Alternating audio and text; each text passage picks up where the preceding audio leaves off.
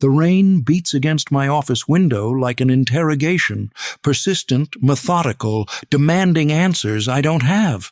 It's past midnight in Green Hollow, and the street lamps blur into amber smears through the water-streaked glass. I should be home. Should be sleeping off another day of tracking down cheating spouses and insurance fraudsters. Instead, I'm here, surrounded by the ghosts of cases that refuse to stay buried. The Kellerman file lies open before me, yellowed edges curling like autumn leaves.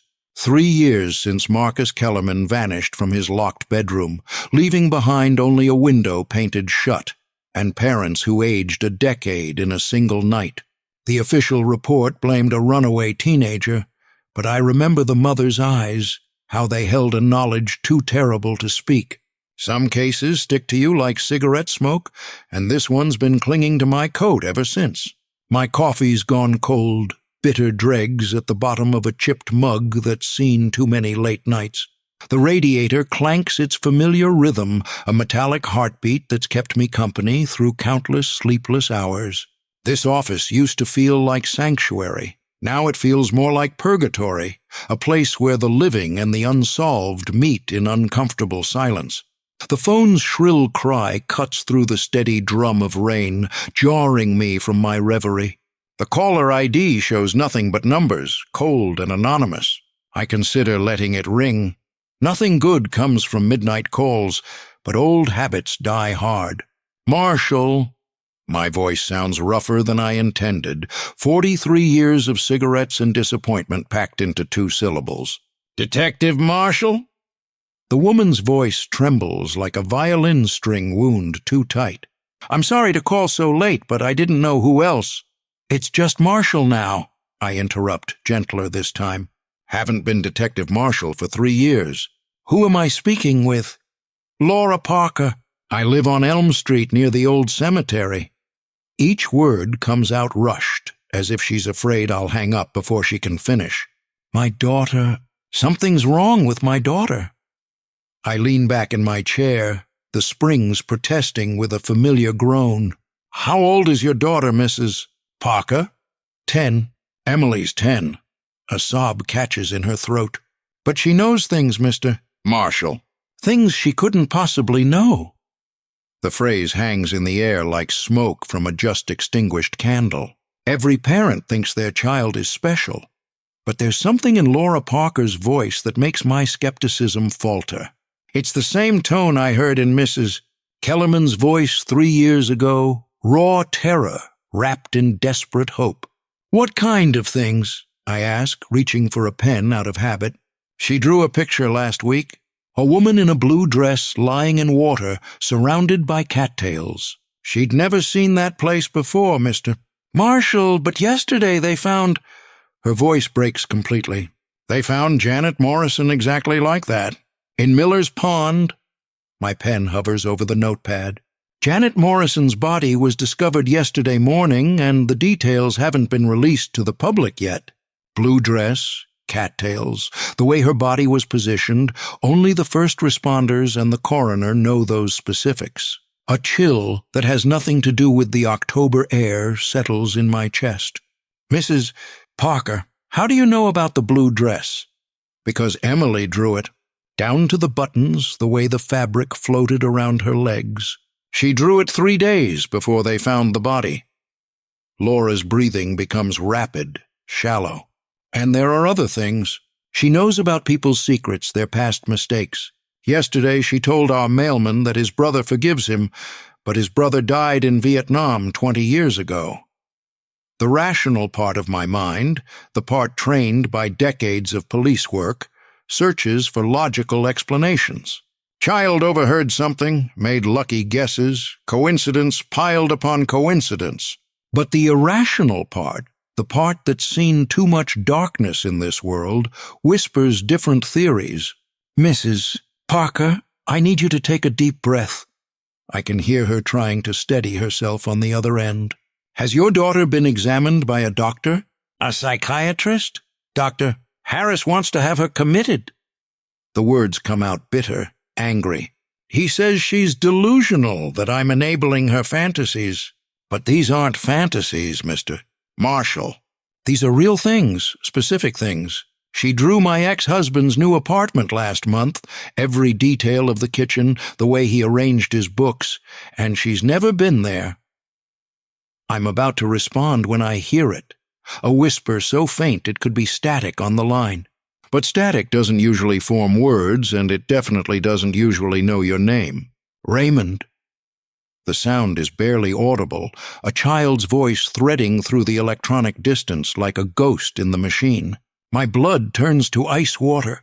No one's called me Raymond since I was 10 years old, since before my father decided Ray was more appropriate for a future soldier. Only one person ever used that name consistently, and she's been dead for 37 years. Did you hear that? Laura's voice seems to come from very far away. Hear what? But I know exactly what she means. The whisper comes again, clearer this time.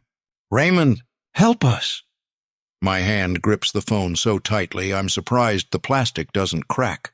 The rational explanations crumble like old newspaper, leaving only the impossible truth hanging in the space between heartbeats. This isn't about a gifted child or parental delusions. This is something else entirely, something that reaches across time and space to speak names that should be forgotten. Mrs. Parker. My voice sounds foreign in my own ears. I'll meet with you and your daughter. Tomorrow morning, 7 o'clock. Thank you. Relief floods her voice. Thank you so much. Don't thank me yet, I tell her, staring at my reflection in the rain-streaked window, an old man suddenly looking much older. Just make sure your doors are locked tonight. After I hang up, the silence feels different, heavier, pregnant with possibilities I don't want to consider. The Kellerman file stares up at me accusingly, as if wondering why I didn't see the connections before. A child who vanished from a locked room, a girl who draws the impossible, whispers that know forgotten names. I close the file and reach for my coat. Whatever's happening in Green Hollow, it's bigger than a missing teenager or a child's overactive imagination. And despite every instinct screaming at me to walk away, I know I'm already too deep to surface now. The rain continues its interrogation against the window, but now it sounds less like questions and more like warnings. In Green Hollow arrives wrapped in fog thick as old secrets, turning familiar streets into something from a fever dream. I navigate Elm Street by memory and the occasional street lamp bleeding yellow through the gray murk. The Parker house emerges from the mist like a ship from troubled waters, a modest two-story with peeling blue paint and a porch that sags under the weight of neglect. Before I can reach the front steps, a voice cuts through the morning silence. You must be the detective, Mrs. Cromwell appears from the fog like a specter in a faded housecoat, clutching a pair of binoculars that suggests her bird-watching extends well beyond the feathered variety. She's smaller than her voice suggested from inside her house, all sharp angles and suspicious eyes behind wire-rimmed glasses. Private investigator, I correct, though the distinction feels meaningless in the gray light. You're Mrs. Cromwell? Betty Cromwell lived next door for 43 years. She steps closer, lowering her voice to a theatrical whisper. That child ain't natural, Mr. Marshall. Things I've seen, things I've heard coming from that house at all hours. What kind of things? Her eyes dart toward the Parker house, then back to me. Voices at 3 a.m, but only Emily's home. Lights in her bedroom window that ain't electric. More like moonlight. But there wasn't no moon. And the drawing. Drawing? She left one on my porch last Tuesday. Picture of my late husband Earl in his army uniform, standing by our old truck. Problem is, that truck got sold in 1987, and Earl never wore his uniform around the girl. She wasn't even born when Earl passed. Betty's voice drops even lower. Child drew his medal right down to the scratches on the eagle. The fog seems to thicken around us, muffling the distant sounds of a town reluctantly waking. Betty Cromwell clutches her binoculars tighter, knuckles white against the black plastic. You be careful in there, mister. Marshall! Some doors shouldn't be opened, and that little girl's got keys to all of them. Before I can respond, the Parker front door opens with a creak that cuts through the morning like fingernails on glass. Laura Parker stands in the doorway, anxiety written across her face in lines that weren't there yesterday. She's dressed in yesterday's clothes as if sleep was just another luxury she couldn't afford. "Mr. Marshall? Thank you for coming." Her voice carries the hollow echo of someone running on caffeine and desperation. "Please, come in." Betty Cromwell retreats into the fog without another word, but I can feel her watching from somewhere in the gray murk. The weight of her binoculars, of the whole neighborhood's suspicion, follows me up the porch steps. Inside, the Parker house feels smaller than it should, as if the walls have moved closer together overnight. The living room smells of coffee and something else, chalk dust, maybe, or the metallic scent that lingers after thunderstorms. Emily sits cross-legged on a faded carpet, her sketchbook open across her knees. She doesn't look up when I enter. "Emily, this is Mr. Marshall," Laura says, her voice bright with forced cheer. "The man I told you about." The girl's hair falls like a dark curtain around her face, and when she finally raises her head, I'm struck by eyes that seem far older than 10 years should allow. They're the color of winter sky, pale blue with depths that make me uncomfortable. She studies me with the intensity of someone cataloging evidence. "You're sadder than I thought you'd be," she says quietly, then returns to her drawing. Laura's smile falters. "Emily, that's not... It's all right." I lower myself into a chair that creaks under my weight, trying to appear less threatening to a child who doesn't seem threatened by anything. "What are you drawing, Emily?" She tilts the sketchbook toward me without lifting her eyes from the page. The drawing shows a man in a long coat, standing in the rain, looking up at a lit window. The detail is extraordinary for a child's work. Every raindrop rendered with obsessive precision, the angle of the figure's shoulders suggesting weight and weariness. "Is that me?" I ask. "Last night. You stayed in your office until 2 in the morning. Her pencil continues moving across the page. "You were thinking about the boy who disappeared." The temperature in the room seems to drop 10 degrees. "What boy?" "Marcus. He didn't run away like they said. Someone took him through the spaces between things." Emily's voice remains matter-of-fact, as if she's discussing the weather. "He wants you to know he forgives you for not finding him." Laura wraps her arms around herself, shivering despite the morning warmth creeping through the windows. "She does this, says things she couldn't possibly know." I lean forward, studying Emily more carefully. "How do you know about Marcus?" "He visits sometimes. Not like being alive, but not like being dead either. He says the in-between is cold." She flips to another page in her sketchbook, revealing a drawing that makes my blood freeze in my veins. The sketch shows a young woman lying in tall grass, her white dress spread around her like spilled milk. Her throat's been cut, and there's a small birthmark on her left shoulder shaped like a crescent moon. Pine trees frame the scene, and in the distance, barely visible, stands an old barn with a broken weather vane. I know this scene. I know it because I was the one who found the body 15 years ago, when I was still wearing a badge and believed the world made sense. Angela Morrison, 19 years old, killed by her boyfriend in a fit of jealous rage. The case was never made public. The boyfriend killed himself before we could arrest him, and the family requested privacy. No newspapers, no reports, no official record beyond the files locked in the police station basement. "Where did you see this?" My voice comes out strangled. Emily looks up at me with those ancient eyes. She was the first one to talk to me. When I was 7, she said her sister needed to know the truth. Angela Morrison's sister, Janet Morrison, whose body was found in Miller's Pond 3 days ago. The woman in the blue dress that Emily drew before she was discovered. "The birthmark," I whisper. "No one knew about the birthmark. She showed me." Emily's pencil hovers over a fresh page. "Do you want to see what's coming next?"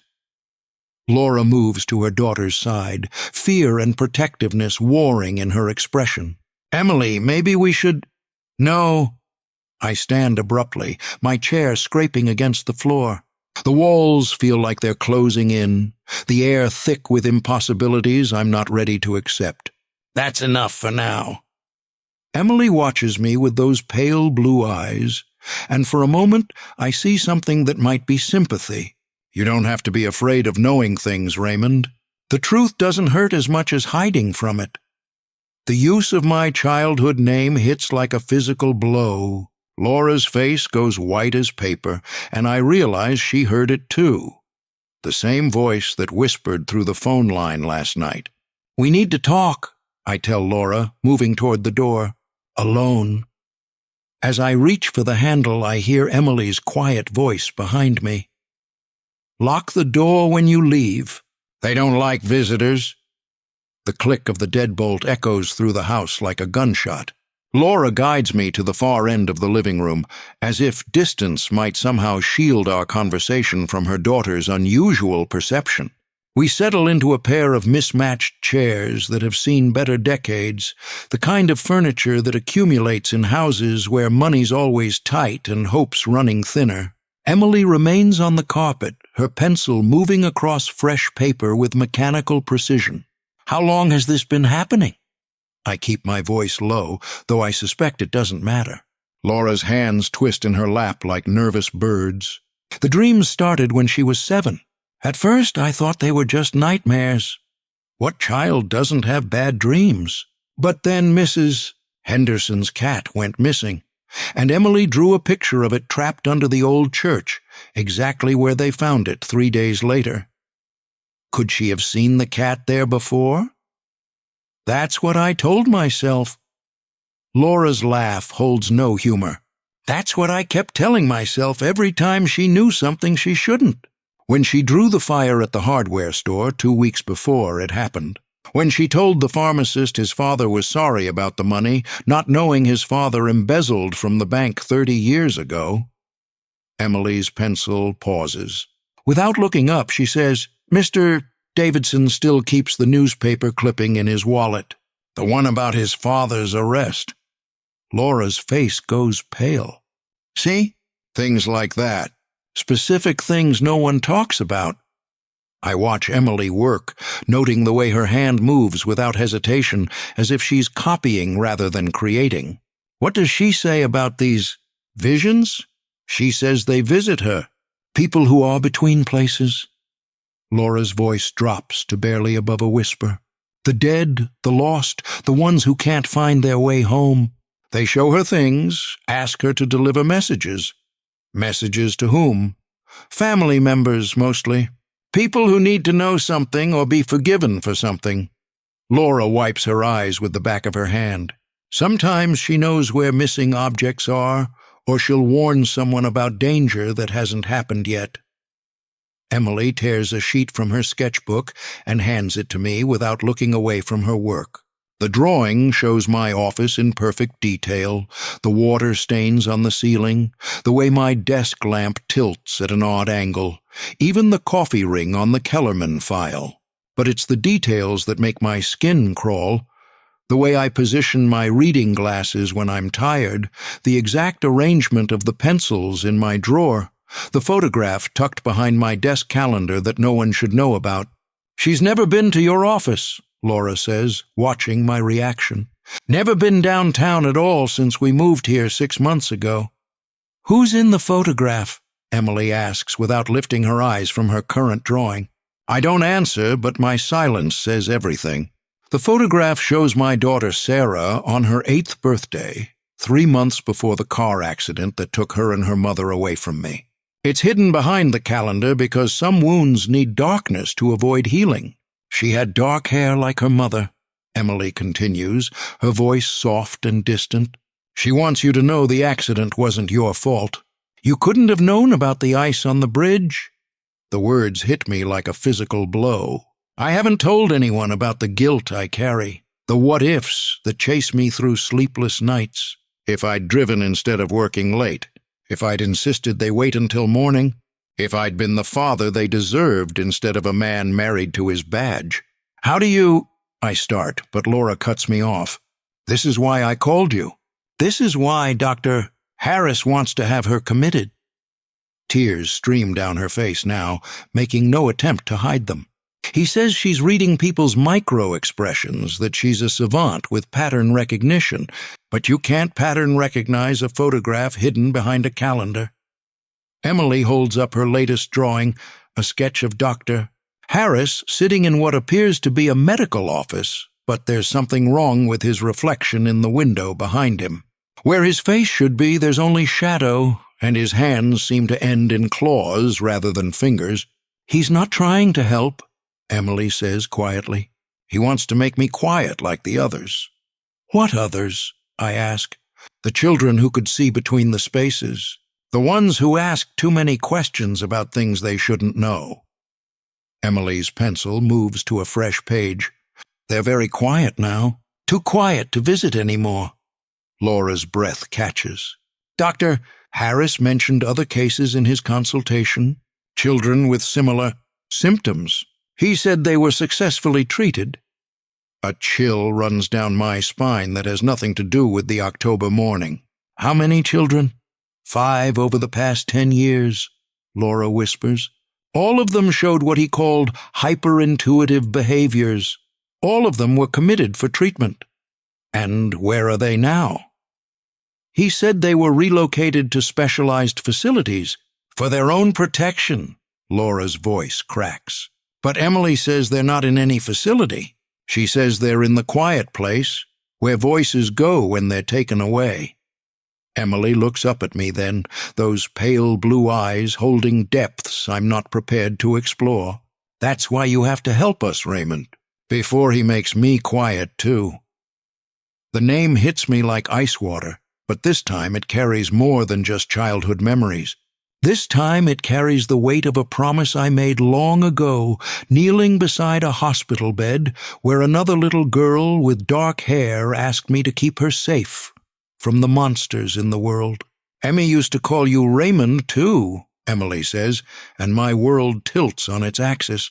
"She says it was your special name just for family." Emmy, the nickname only Sarah used, only when she was scared or needed comfort. No one else knew that name. No records exist of it anywhere. It was ours alone, a secret language between father and daughter that died with her in twisted metal and winter ice. My hands are shaking now, and I realize I'm standing, though I don't remember getting up. The rational part of my mind screams explanations.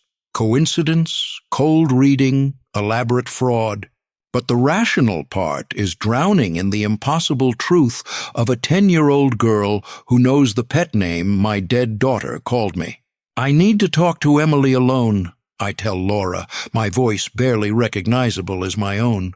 Laura hesitates, looking between her daughter and me. "Are you sure it's okay, Mama?" Emily says, still drawing. "Raymond needs to hear the rest."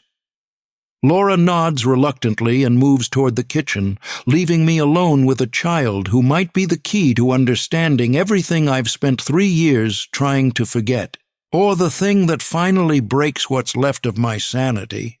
Either way, there's no turning back now. Emily's bedroom sits at the top of narrow stairs that creak like old bones under our weight. She leads the way, her small hand trailing along the banister with casual familiarity while I follow, feeling like an intruder in a space that holds more secrets than a confessional. The door at the end of the hallway stands slightly ajar, revealing glimpses of afternoon light filtering through thin curtains. "You can sit on the bed," Emily says, pushing the door fully open. "Mama doesn't like people in here, but it's okay." The room feels larger than the rest of the house, though that might just be the way children's spaces seem to expand around their occupants. Drawings cover every available surface, taped to walls, scattered across the desk, stacked in neat piles on the windowsill. They're not the bright, chaotic artwork you'd expect from a 10-year-old. These are precise, detailed renderings in charcoal and pencil, each one capturing moments that feel stolen rather than imagined. Emily settles cross-legged on the floor beside a wooden trunk that's seen better decades.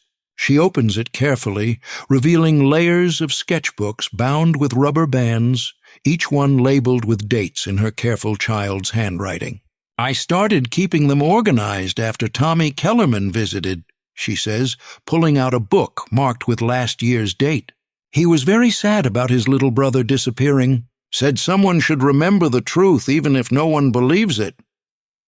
The mention of Tommy Kellerman, Marcus's older brother who moved away after the disappearance, sends another chill through me.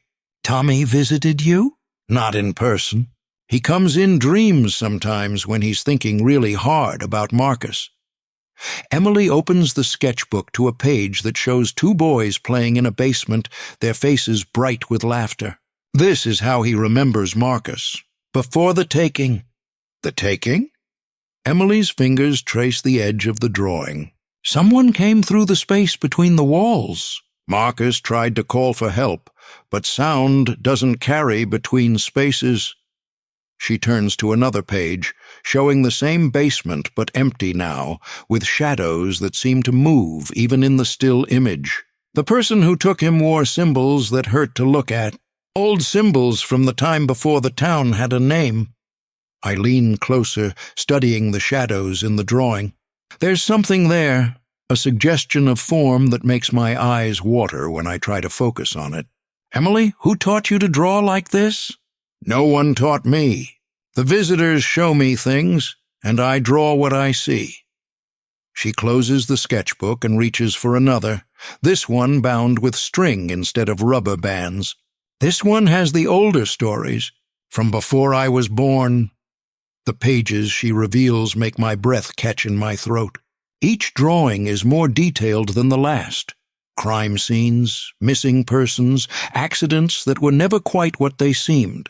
I recognize some of them from cold case files, but others are completely unfamiliar, as if she's documenting tragedies that were never officially recorded. Then she turns to a page that makes my world stop spinning. The drawing shows a young woman in her 20s, dark hair spread across a forest floor, her body positioned with deliberate care among fallen leaves. She's wearing a blue coat I remember buying, lying in a clearing I've tried for 23 years to forget. But it's the symbol carved into the oak tree beside her that makes my hands shake. 3 interlocking circles with lines radiating outward like storm clouds. "That's not possible," I whisper. Emily looks up at me with those ancient eyes. "Sarah Whitmore. She was 24 when they found her. You were the first officer on the scene." "Sarah Whitmore?" "My first year on the force, my first real case that went unsolved. A college student found dead in Pine Grove, positioned in a way that suggested ritual, but with no evidence of foul play.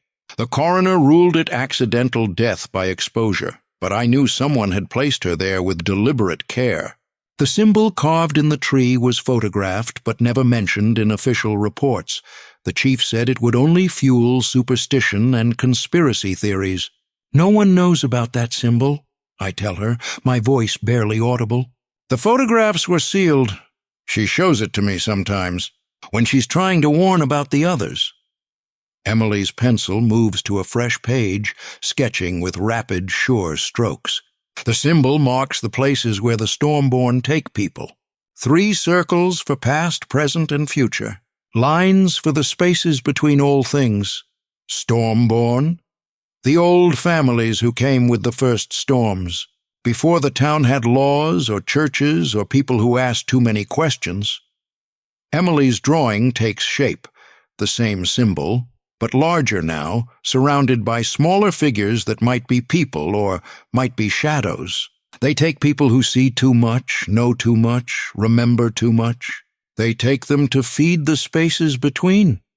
I'm gripping the edge of the bed so tightly my knuckles have gone white.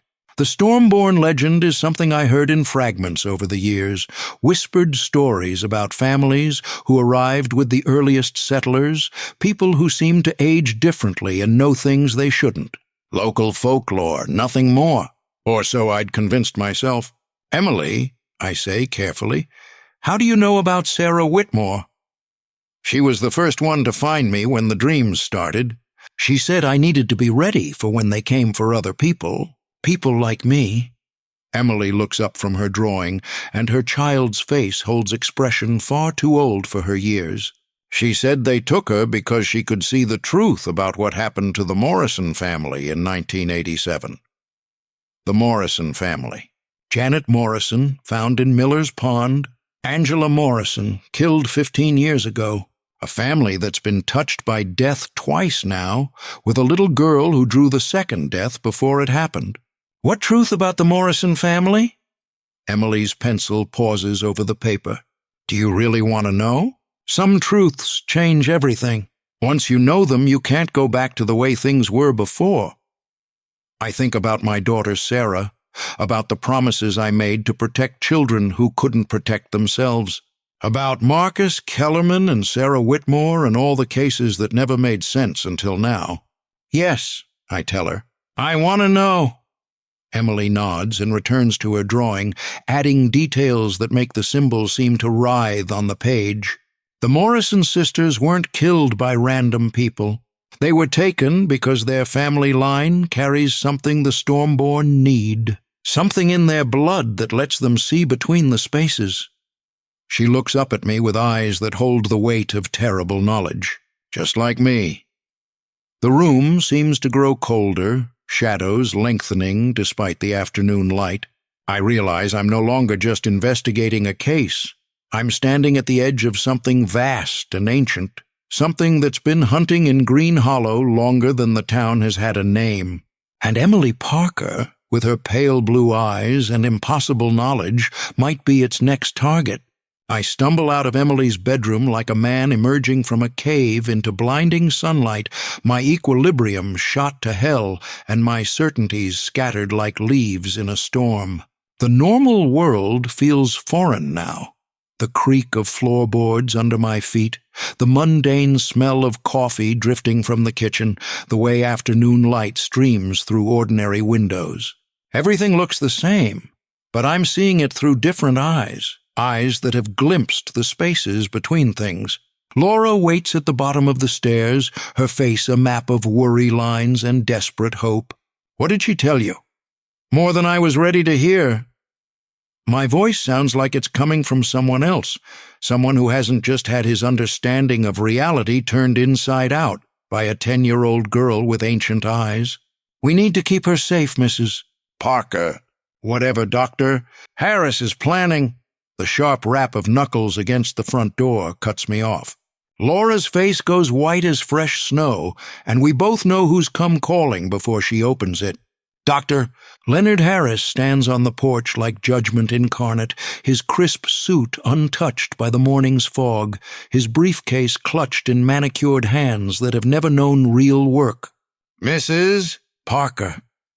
His voice carries the authority of degrees and institutions, the kind of voice that expects to be obeyed without question. I hope you've reconsidered our discussion about Emily's treatment. His eyes find me standing behind Laura, and something shifts in his expression. A calculation, a measuring of potential interference. And you must be Mr. Marshall. I've heard about your involvement in this situation, Doctor. Harris. I step forward, positioning myself between him and Laura. I'm conducting a consultation at Mrs. Parker's request. A consultation. Harris's smile holds all the warmth of a scalpel. How interesting. And what exactly are you consulting about, Mr. Marshall? Child psychology? Psychiatric disorders? Or are you perhaps investigating the supernatural? The way he says the last word drips with condescension, but there's something else there too. A watchfulness, as if he's more interested in my reaction than my credentials. I'm investigating what Mrs. Parker asked me to investigate, I tell him, keeping my voice level. A child who seems to know things she shouldn't. Ah, yes, the famous psychic abilities. Harris steps uninvited into the house, forcing Laura and me to retreat into the living room. Tell me, Mr. Marshall, in your extensive experience as a private investigator, how many genuine psychic phenomena have you encountered? This would be the first. And the last, I imagine, once you apply proper skeptical analysis. Harris sets his briefcase on the coffee table with deliberate precision. "Mrs. Parker, I've brought the commitment papers. Emily's condition has deteriorated beyond what can be managed in a home environment." Laura's intake of breath sounds like a sob. She's not deteriorated. She's exhibiting increasingly complex delusional behaviors with elements of persecution fantasy and possible dissociative episodes. Harris opens his briefcase, revealing forms and official seals that carry the weight of law. Yesterday's incident with Mrs. Hendricks, claiming to know details about her deceased husband, represents a dangerous escalation. What if she really did know those details? I ask. Harris turns his clinical gaze on me, the kind of look that reduces human complexity to diagnostic categories.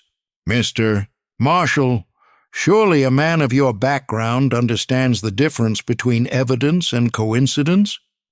Children, Emily's age, are extraordinarily perceptive to social cues, body language, overheard conversations. What appears supernatural is simply highly developed pattern recognition coupled with psychological dysfunction. And the drawing of Janet Morrison before she was found? Explained by any number of rational factors. The child may have witnessed something, overheard local gossip, or simply made a lucky guess that's been retroactively invested with significance. Harris's pen hovers over the commitment forms. The human mind's tendency to find patterns in random events is well documented. Through the window, I catch sight of Mrs. Cromwell standing in her yard, binoculars trained on the Parker house. When she sees me looking, she raises one hand in what might be a wave or a warning. "Doctor," I say carefully, "what happened to the other children? The ones with similar symptoms?" Harris's pen pauses for just a moment, so brief it might have been imagination, but I've spent too many years reading people to miss micro-expressions. They received appropriate treatment at specialized facilities better equipped to handle their conditions. "Which facilities?" "That information is confidential, Mr. Marshall. Patient privacy laws, you understand." Harris returns to his paperwork, but his shoulders have tensed almost imperceptibly. "However, I can assure you that all 5 children showed marked improvement once removed from environments that encouraged their delusional thinking." 5 children.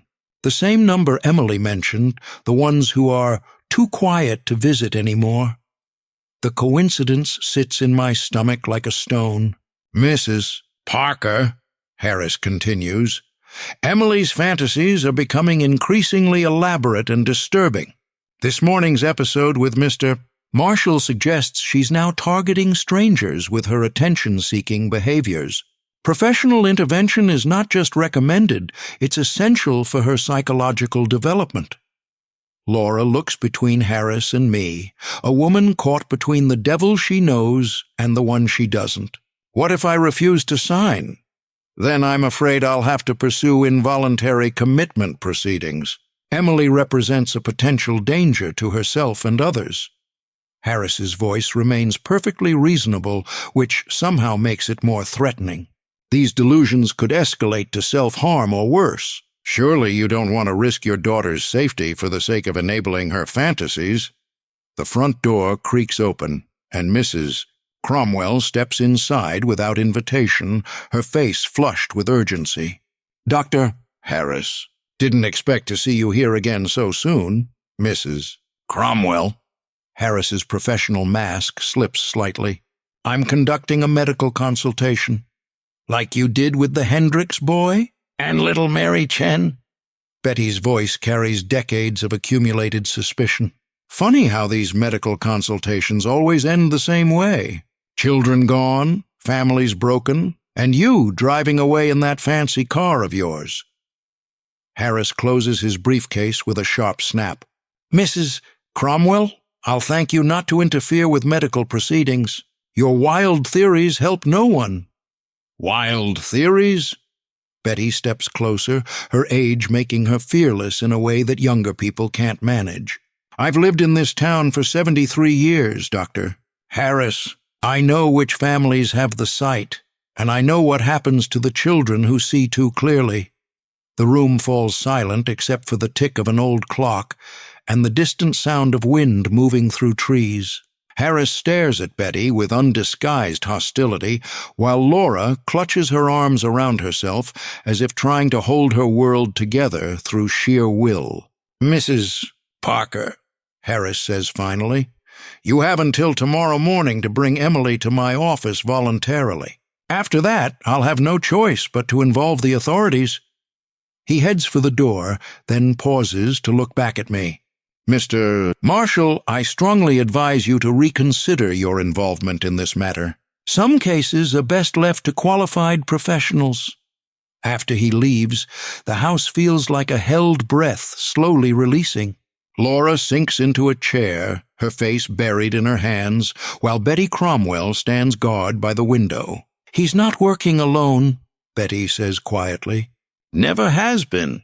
The families that take the children, they need someone on the inside, someone with authority." I think about Emily upstairs, drawing symbols that mark places where people disappear. About 5 other children who received treatment and vanished into the quiet spaces.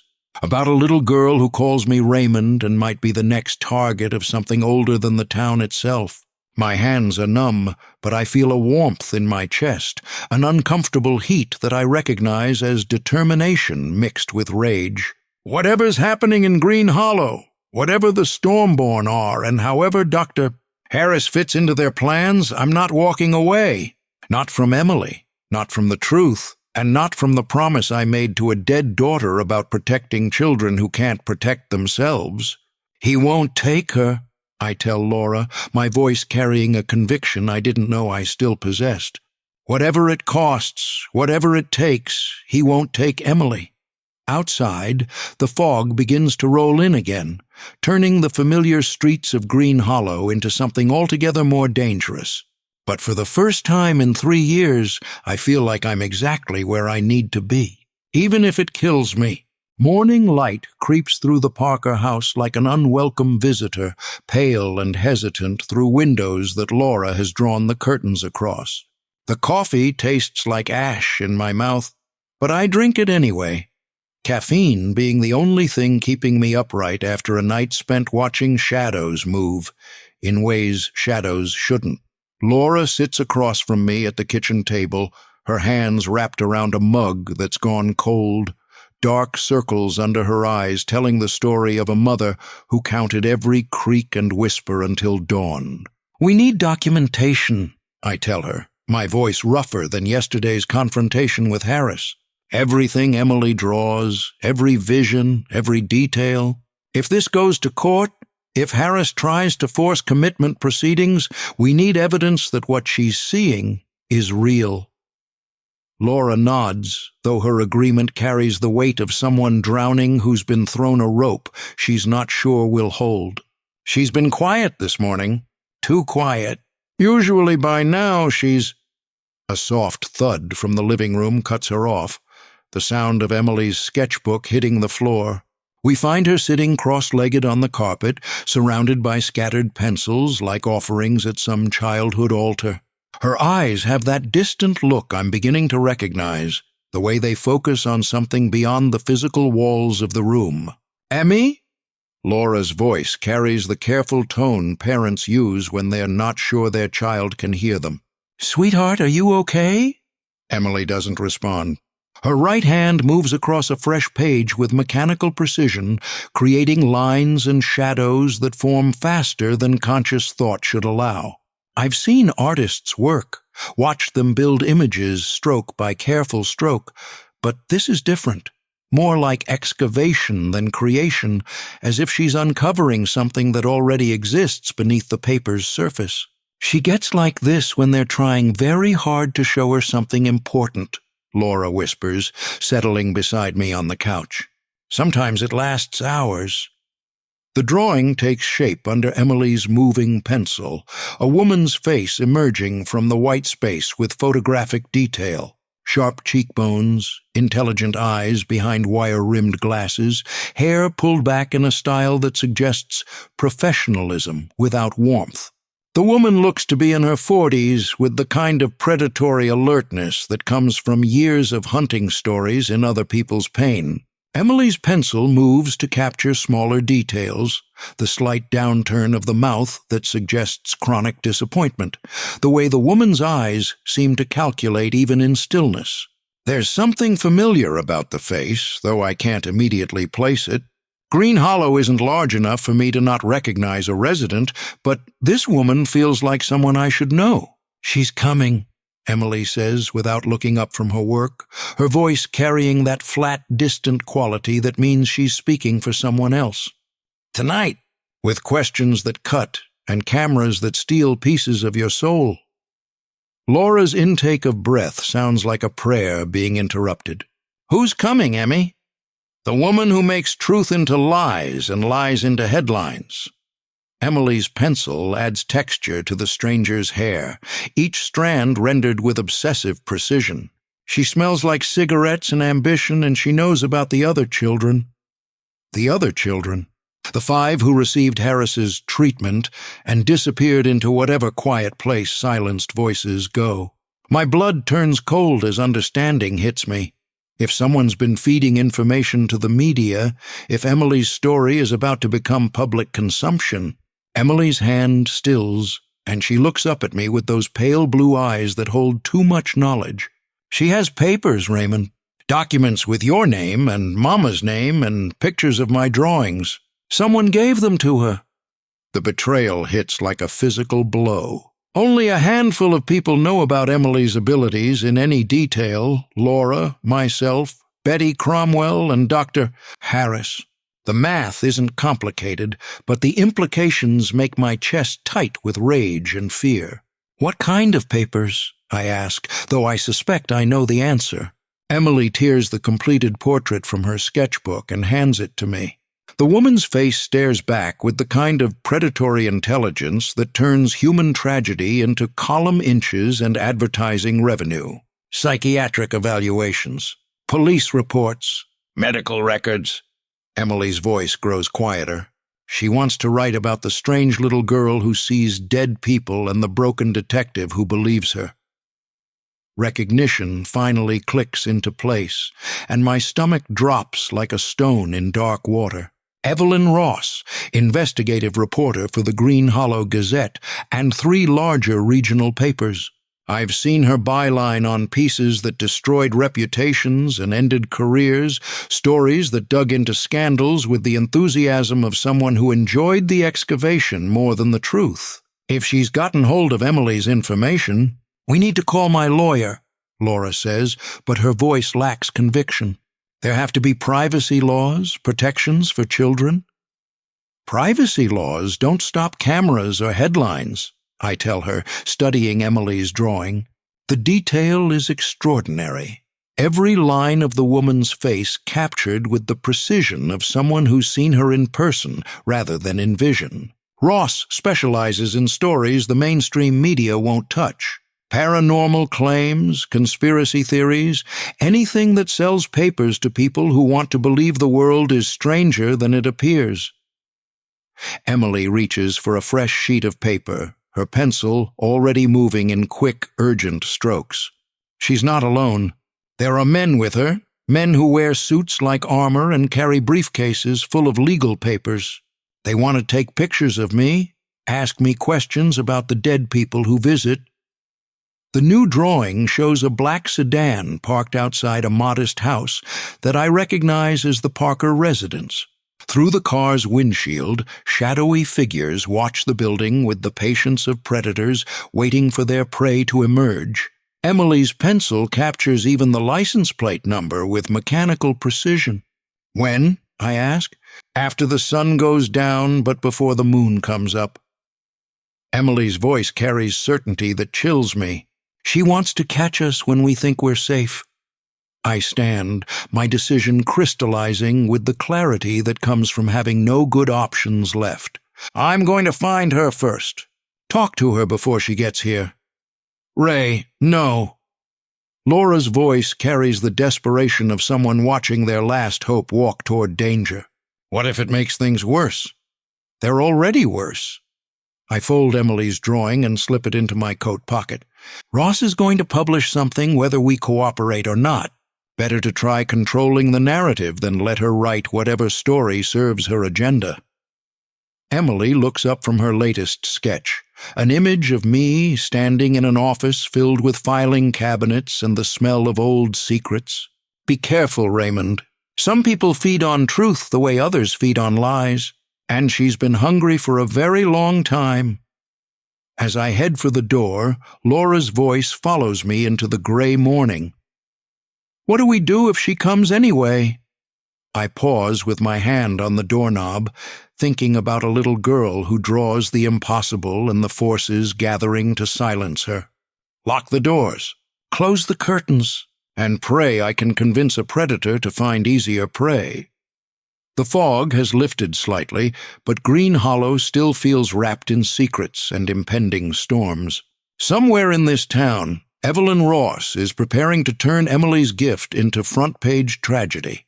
And I'm about to walk into the den of someone who makes her living destroying the things other people try to protect. My hands are numb with cold and determination, but I feel that familiar warmth in my chest, the uncomfortable heat I recognize as the moment when retreat stops being an option. The Green Hollow Gazette operates out of a building that's seen better decades, its brick facade stained with years of weather and neglect that mirrors the declining fortunes of print journalism.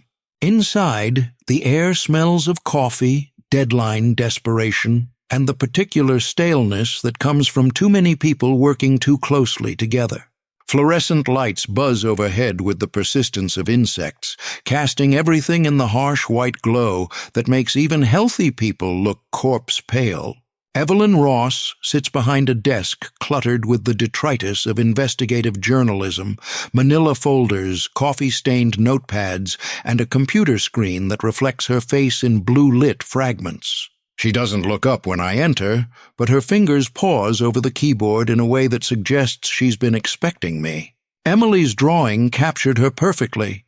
The sharp cheekbones, the wire-rimmed glasses that catch the light like armor, the mouth that suggests she's tasted disappointment so often it's become a familiar flavor. Mr. Marshall. Her voice carries the smooth confidence of someone who's spent years turning other people's secrets into career advancement. I was wondering when you'd show up. Coffee? I'm not here for social pleasantries, I tell her, settling into the chair across from her desk without invitation. I'm here about Emily Parker. Ah, yes, the psychic child. Fascinating case. Evelyn finally looks up from her computer, and her eyes hold the predatory alertness of someone who's found exactly the prey she was hunting. 10 years old and apparently able to communicate with the dead. Tell me, Mr. Marshall, do you actually believe that? Or are you just playing along for the grieving mother's benefit? The question hangs in the air like smoke from a gun that's already been fired. She's trying to establish dominance, make me defensive, force me into the position of having to justify beliefs that sound insane when spoken aloud in fluorescent-lit reality. What I believe isn't the story here, I tell her. The story is a vulnerable child being exploited by adults who should know better. Exploited? Evelyn leans back in her chair, a smile playing at the corners of her mouth, like a cat that's cornered a particularly interesting mouse. That's an interesting choice of words, considering your own involvement in the situation. She reaches for a manila folder, thick with papers that rustle like dry leaves when she opens it. Let's see. Raymond Marshall, former detective, dismissed from the force after the Marcus Kellerman case went unsolved. No formal charges filed, but Internal Affairs had questions about your methods. Now working as a private investigator, specializing in cases that more reputable firms won't touch.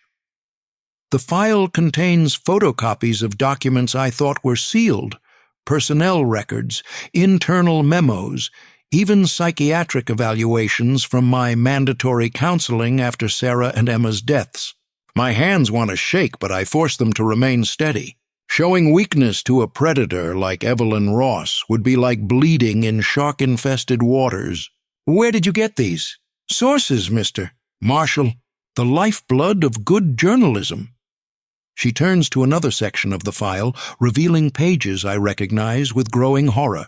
But what's really interesting is this psychiatric evaluation of Emily Parker conducted just yesterday by one Dr. Leonard Harris. Very detailed, very clinical, very concerned about the child's delusional thinking and need for immediate intervention. The report is several pages long, filled with Harris's clinical language and diagnostic categories that reduce Emily's impossible knowledge to symptoms of mental illness. But it's the photographs attached to the back that make my blood turn to ice. Pictures of Emily's drawings, each one labeled with dates and clinical observations. These are supposed to be confidential, I say, though we both know confidentiality is just another obstacle for someone with Evelyn's resources and lack of scruples. Confidential, yes. But when a licensed psychiatrist expresses concerns about a child's welfare, and when that child's claims involve supernatural phenomena that could indicate serious psychological disturbance. Evelyn shrugs, the gesture suggesting that ethics are just another luxury she can't afford. The public has a right to know, especially when that child is being encouraged in her delusions by adults who should be seeking proper treatment. She flips to another section, revealing documents that make my stomach clench with recognition. Police reports from Marcus Kellerman's disappearance, crime scene photos from Angela Morrison's murder, even sealed files from Sarah Whitmore's death 23 years ago. Information that should be buried in evidence lockers and cold case files now spread across a reporter's desk like playing cards in a rigged game. How long have you been working on this? I ask. 3 months. Evelyn's voice carries the satisfaction of someone who's been patient and thorough in her hunting. Ever since Dr. Harris first contacted me about the unusual patterns he'd been observing in local children. Gifted children, he called them, with dangerous delusions that required specialized treatment. The pieces fall into place with sickening clarity. Harris hasn't just been targeting Emily, he's been systematically documenting and removing children with unusual abilities, using Evelyn as his weapon to destroy any family that resists. The 5 missing children, the sealed files, the convenient psychiatric evaluations that justify whatever happened to them afterward. You're going to publish regardless of what I say, I realize. Oh, I'm going to publish something. Evelyn closes the file but keeps her hand resting on top of it like a poker player protecting her cards. The question is whether it's a sympathetic piece about a troubled child getting the help she needs, or an exposé about a delusional mother and a disgraced ex-cop exploiting a mentally ill girl for their own purposes. The threat is delivered with the casual precision of someone who's made similar offers before. Cooperate and get the sanitized version that serves her agenda, or resist and watch Emily become a media sensation for all the wrong reasons. What do you want? Exclusive access? Interviews with the family? Documentation of Emily's supposed abilities? Cooperation with my investigation into the unusual death patterns in Green Hollow over the past decade? Evelyn's smile sharpens like a blade being whetted. In exchange, I write a story that focuses on the medical aspects rather than the sensational ones. The girl gets treatment, the family gets privacy, and everyone moves on with their lives.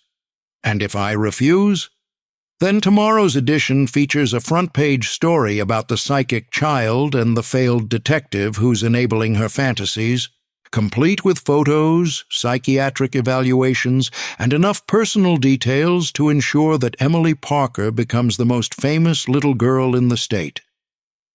Evelyn removes her glasses and cleans them with deliberate care. Imagine the media circus, Mr. Marshall. Reporters camping on the family's lawn, photographers following the child to school, talk show producers offering contracts for exclusive rights to her story. The vision she paints is a special kind of hell. Emily's gift turned into entertainment, her family destroyed by the weight of unwanted attention, her future sacrificed on the altar of public curiosity. And behind it all, Dr. Harris waiting with his commitment papers and his specialized facilities where gifted children learn to be quiet. I stand, the decision crystallizing with the clarity that comes from having no real choice at all. I need time to discuss this with the family. 24 hours, Evelyn says, already turning back to her computer. After that, I publish what I have. As I reach the door, her voice follows me into the hallway. Mr. Marshall, this story is happening with or without your cooperation. The only question is how much collateral damage you're willing to accept. The building's lobby feels like a decompression chamber, allowing me to slowly process the magnitude of what I've just learned. The conspiracy isn't just local, it's organized, systematic, and backed by the kind of institutional authority that can make inconvenient people disappear behind medical jargon and legal procedures. Outside, the fog has thickened again, turning Green Hollow into a maze of half-seen shapes and muffled sounds.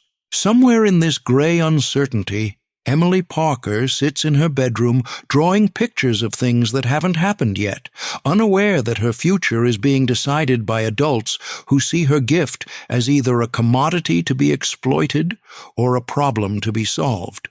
My hands are numb with cold and mounting dread, but I feel that familiar warmth in my chest, the uncomfortable heat I recognize as the moment when the stakes become personal and retreat stops being an option. The media storm is coming whether I help steer it or not.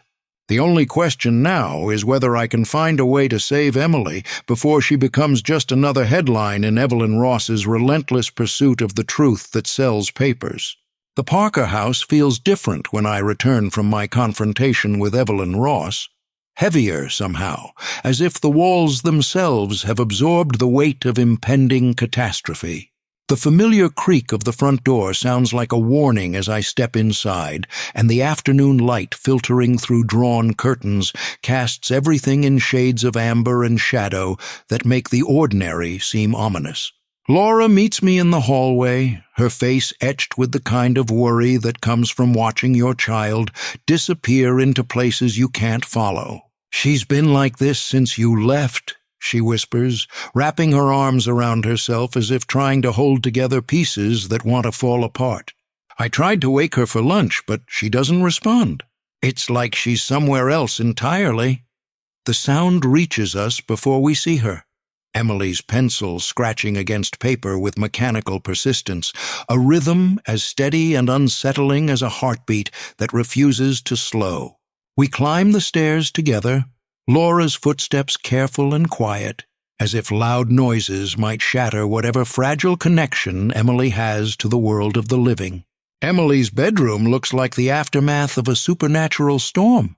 Drawings cover every available surface, taped to walls, scattered across the floor, arranged in careful piles on her desk and windowsill. She sits in the center of it all, like a small oracle surrounded by prophecies, her hair hanging in dark curtains around a face that's gone pale with concentration. The pencil in her hand moves without pause, creating images faster than conscious thought should allow. I pick up one of the completed drawings from the floor. A young boy with Marcus Kellerman's eyes, but different features, standing in what appears to be a sterile white room.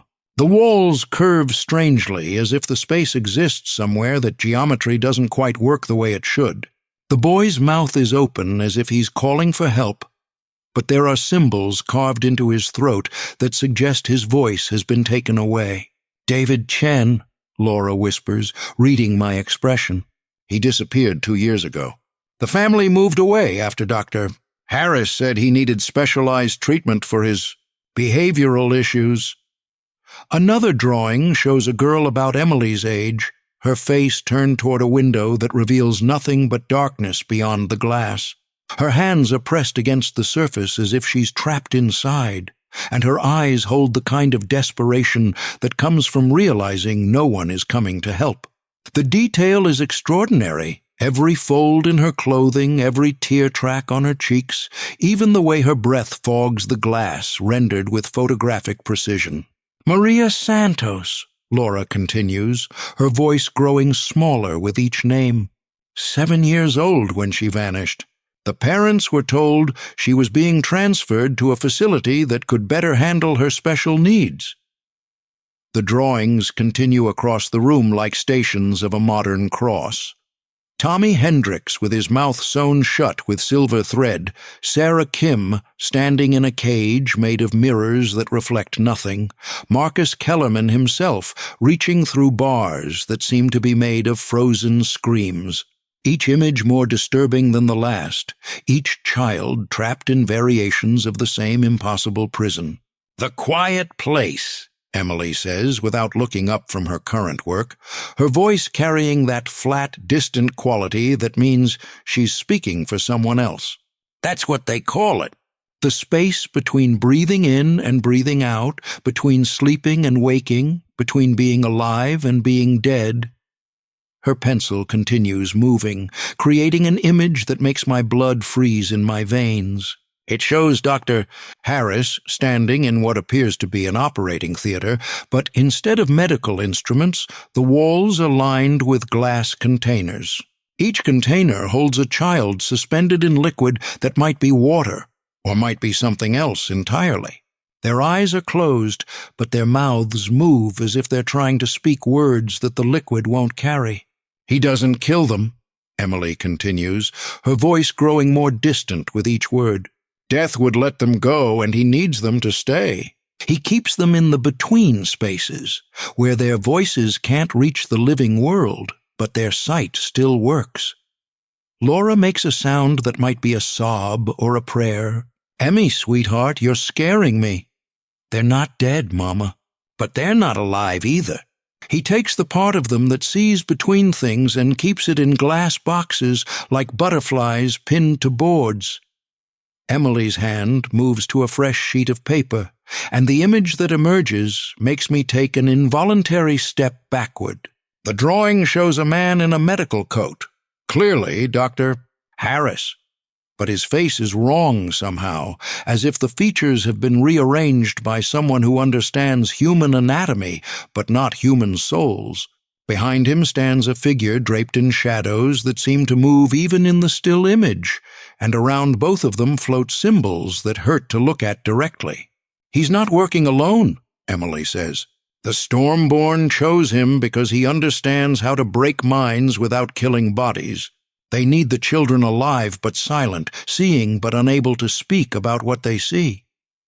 The pencil moves faster now, creating details that shouldn't be possible for a 10-year-old to conceive. The shadow figure reveals hints of form. Too many joints in places joints shouldn't be, fingers that end in points rather than nails, eyes that reflect light like water at the bottom of a deep well. "They feed on the spaces between things," Emily continues. "The moments of doubt, the pauses between heartbeats, the silence that comes after bad news, and the children who can see those spaces. We're like windows for them, ways to look into the living world and choose what to take next."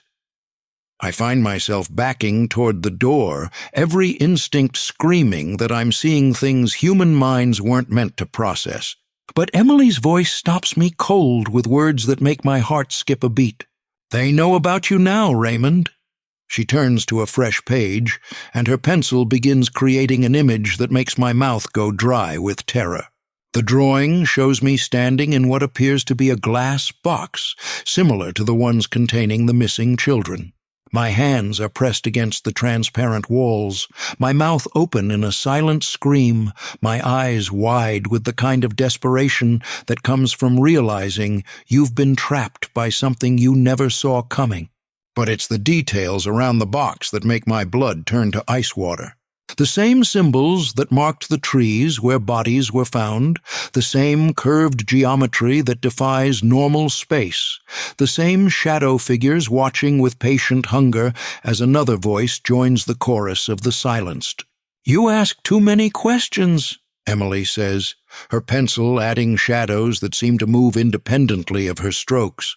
You remember too much about the things they want forgotten.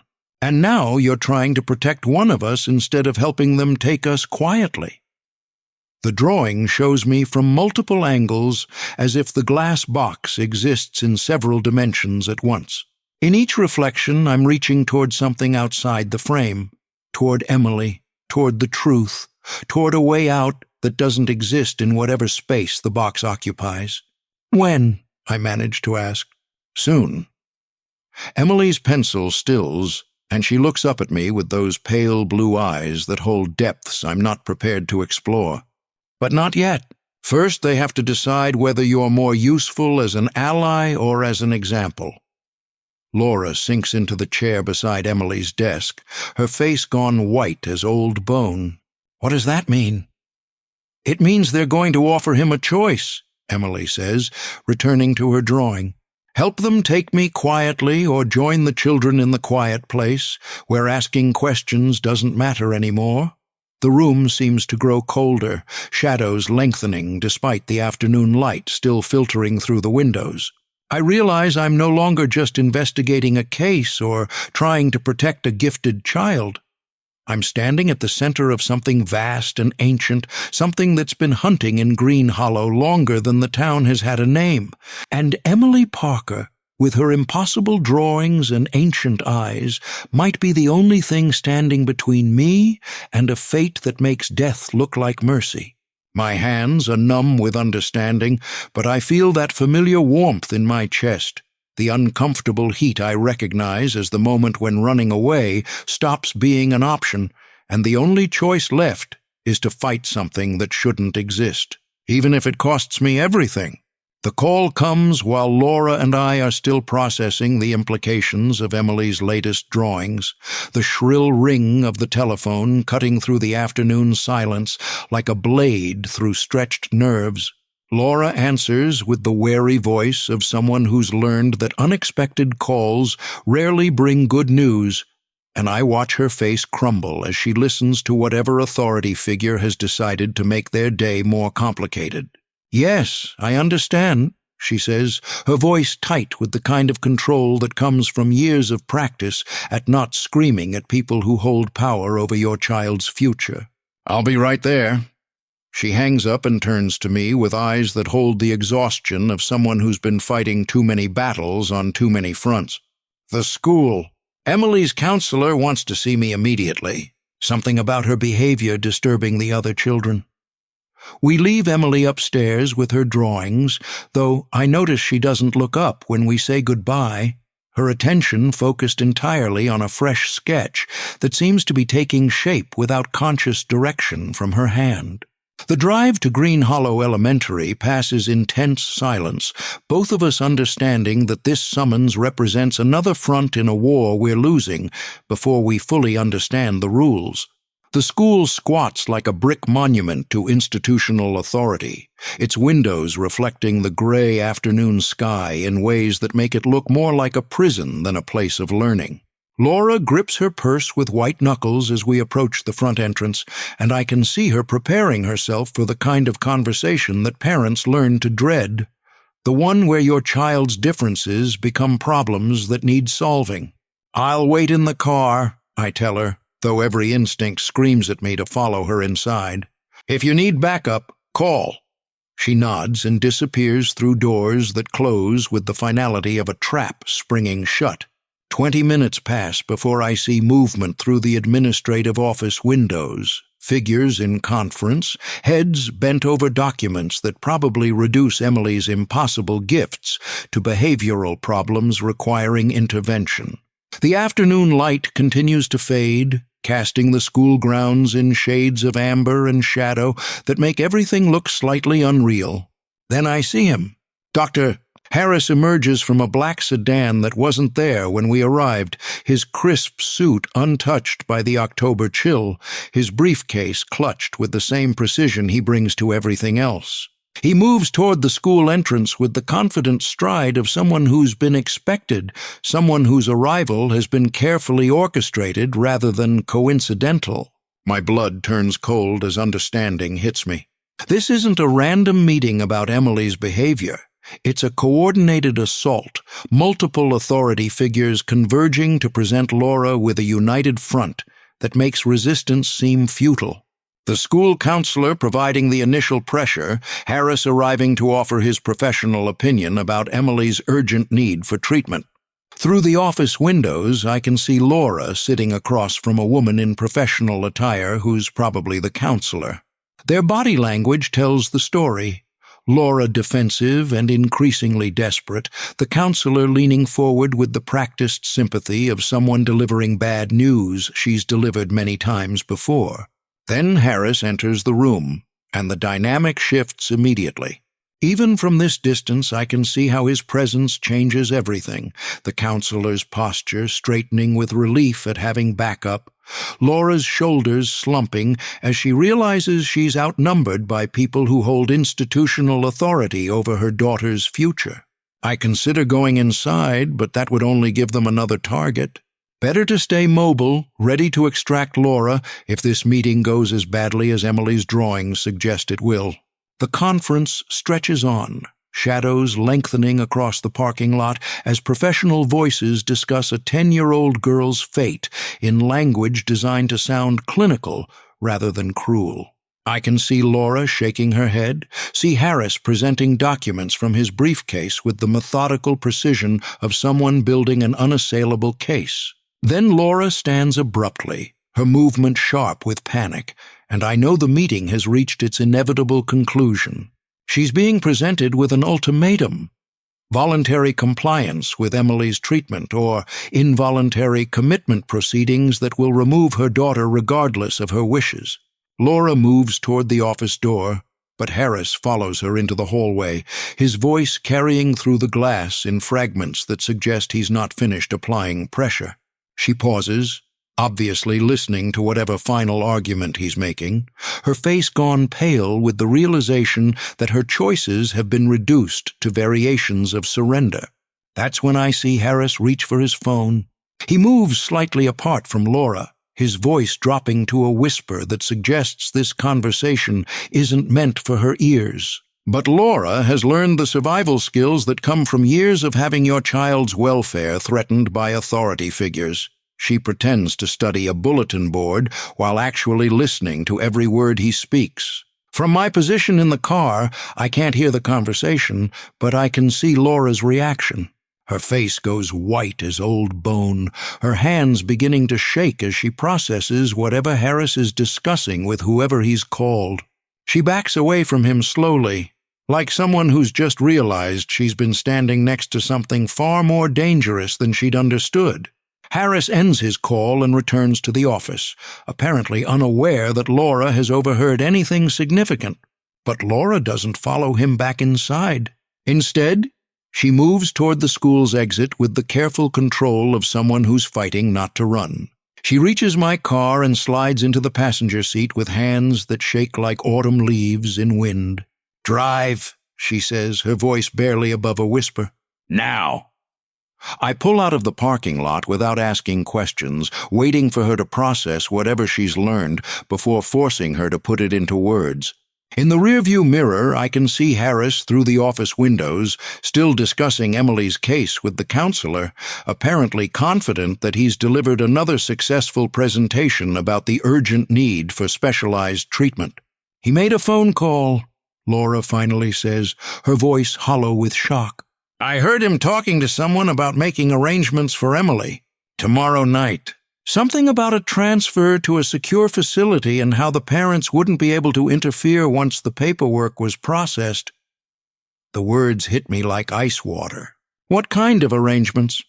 "He said the other children were settled in their new accommodations and that Emily would be joining them soon." Laura's breath comes in short, sharp gasps. "He said something about the viewing room being prepared for new subjects and how the research was ahead of schedule." Viewing room. Research? New subjects. The clinical language that reduces missing children to experimental data, gifted abilities to research opportunities. Emily's drawings of glass containers and silent screams suddenly make terrible sense. "We're going home," I tell Laura, my hands gripping the steering wheel with white-knuckled determination. We're getting Emily, and we're leaving town. Tonight. Where can we go that they won't find us? The question hangs in the air like smoke from a fire that's already burning everything we're trying to save.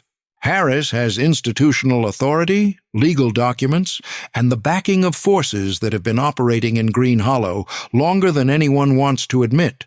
Running might buy us time, but it won't solve the fundamental problem. Emily Parker can see things that shouldn't exist, and there are people who will kill to keep those things secret. My hands are numb with cold and mounting desperation, but I feel that familiar warmth in my chest. The uncomfortable heat I recognize as the moment when protective instincts override survival instincts, and you commit to a fight you probably can't win. Tomorrow night they're coming for Emily. The only question now is whether I can find a way to save her before she becomes another voice in the quiet place where gifted children learn to stop asking dangerous questions. The old cemetery sits on the edge of Green Hollow like a stone reminder that all conversations eventually end in silence. I park my car among the weathered headstones and twisted oaks, choosing this place for my phone call because the dead keep better secrets than the living, and I need to speak with someone who might still remember what it means to serve and protect rather than just process and file.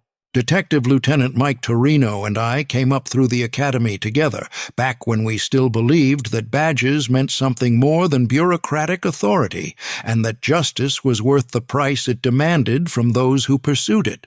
He stayed with the state police when I moved to Green Hollow, building a career on the solid foundation of competence and integrity that made him someone you could trust with your life or your darkest suspicions. The phone rings 3 times before his familiar voice cuts through the static. Torino. Mike, it's Ray Marshall. A pause that stretches long enough for me to wonder if the connection has failed, then a sigh that carries 20 years of friendship and the weight of whatever news he doesn't want to deliver. Ray, I was wondering when you'd call about this. About what? The Parker girl. Emily. Another pause, and I can hear him moving somewhere, probably stepping outside or closing an office door. I've been getting inquiries about you, Ray. Official inquiries from people who don't usually interest themselves in small-town private investigators. My blood turns cold in the gathering darkness. What kind of inquiries? The kind that come with federal credentials and questions about your mental stability. The kind that suggest you've been interfering with an ongoing investigation into child welfare violations. Mike's voice drops to barely above a whisper. Ray, what the hell have you gotten yourself into? The cemetery around me feels different now. Less like sanctuary, and more like the kind of place where people who ask too many questions end up when the questions stop being theoretical. Mike, I need you to run some names for me. Doctor. Leonard Harris, child psychiatrist. Kids who've gone missing after psychiatric evaluations. A pattern going back years. Jesus, Ray. The sound of Mike lighting a cigarette carries clearly through the connection, a habit he picked up during his divorce and never managed to shake. You really don't know, do you? Know what? Harris isn't just some local psychiatrist. He's connected to a federal task force that deals with unusual child psychology cases. High clearance, need-to-know basis, the kind of operation that has lawyers and budget allocations most departments can only dream about. Mike takes a drag, the silence filled with the sound of smoke being exhaled. And the children you're asking about? They're not missing, Ray. They're in protective custody at specialized facilities. Bullshit. The word comes out harsher than I intended, echoing among the headstones like a profanity shouted in church. I've seen documentation suggesting those kids are what? Dead? Disappeared? Ray, listen to me carefully. Mike's voice takes on the tone he used when we were rookies and he was trying to talk me out of doing something that would get us both fired. I pulled some strings, called in favors I didn't want to use. Those children are alive, accounted for, and receiving treatment at facilities that cost more per month than either of us made in a year. The words should be reassuring, but they land in my chest like stones dropped in dark water. What kind of treatment? Classified. Medical privacy laws, national security implications, the whole alphabet soup of reasons why curious cops don't get answers to questions that aren't their business. Another drag, longer this time. But I did find something interesting in the pattern analysis. What kind of pattern? Similar cases in towns across 3 states. Always the same profile, gifted children with unusual perceptual abilities, always the same outcome. Dr. Harris or one of his associates gets called in for evaluation, children get transferred to specialized care, families get relocated with generous federal compensation packages. The pieces fall into place with sickening clarity. This isn't just about Green Hollow or Emily Parker. It's a systematic operation, something with federal backing and enough resources to make inconvenient people disappear behind walls of classification and legal authority. How many children, Mike? 47 over the past 8 years. His voice grows quieter. And Ray? Every single case involved children who claimed to see or know things they shouldn't. Communication with deceased relatives, knowledge of historical events they'd never been taught, ability to locate missing objects or people. 47 children with gifts like Emily's, all of them processed through the same system that's now focusing on Green Hollow. All of them disappeared into facilities that exist somewhere beyond public oversight or parental access. Mike, I need you to... No. The word cuts through my request like a blade. Ray, I need you to listen to me very carefully. Drop this case. Walk away. Forget you ever heard Emily Parker's name. I can't do that. Yes, you can. Because the alternative is that you join those children in whatever classified facility they're calling home these days. Mike's voice takes on an edge I've never heard before, fear mixed with desperation and something that might be grief. Ray, they know about your daughter. They know about the guilt you carry, the promises you made to dead people about protecting living children. They're using that against you. The words hit like a physical blow. What do you mean they know? Your psychological profile, Ray. Your service record, your personal losses, your tendency to take cases involving endangered children. They've been watching you since the Marcus Kellerman disappearance, waiting to see if you'd stumble onto something that required their attention. The sound of another cigarette being lit carries through the phone. Emily Parker isn't just their target, Ray. You are. The cemetery suddenly feels like a trap rather than a sanctuary, shadows moving between headstones in ways that suggest observation rather than natural wind patterns. I scan the darkness beyond my headlights, looking for shapes that don't belong among the granite markers and weathered angels. Mike, I'm going to need backup. No backup is coming, Ray. This operation has federal authorization and congressional oversight. Local law enforcement has been instructed to provide full cooperation and avoid independent investigation. His voice grows distant, as if he's already cutting the connection that's kept us linked for 20 years. I'm sorry, Ray. I'm truly sorry. But you're on your own with this one.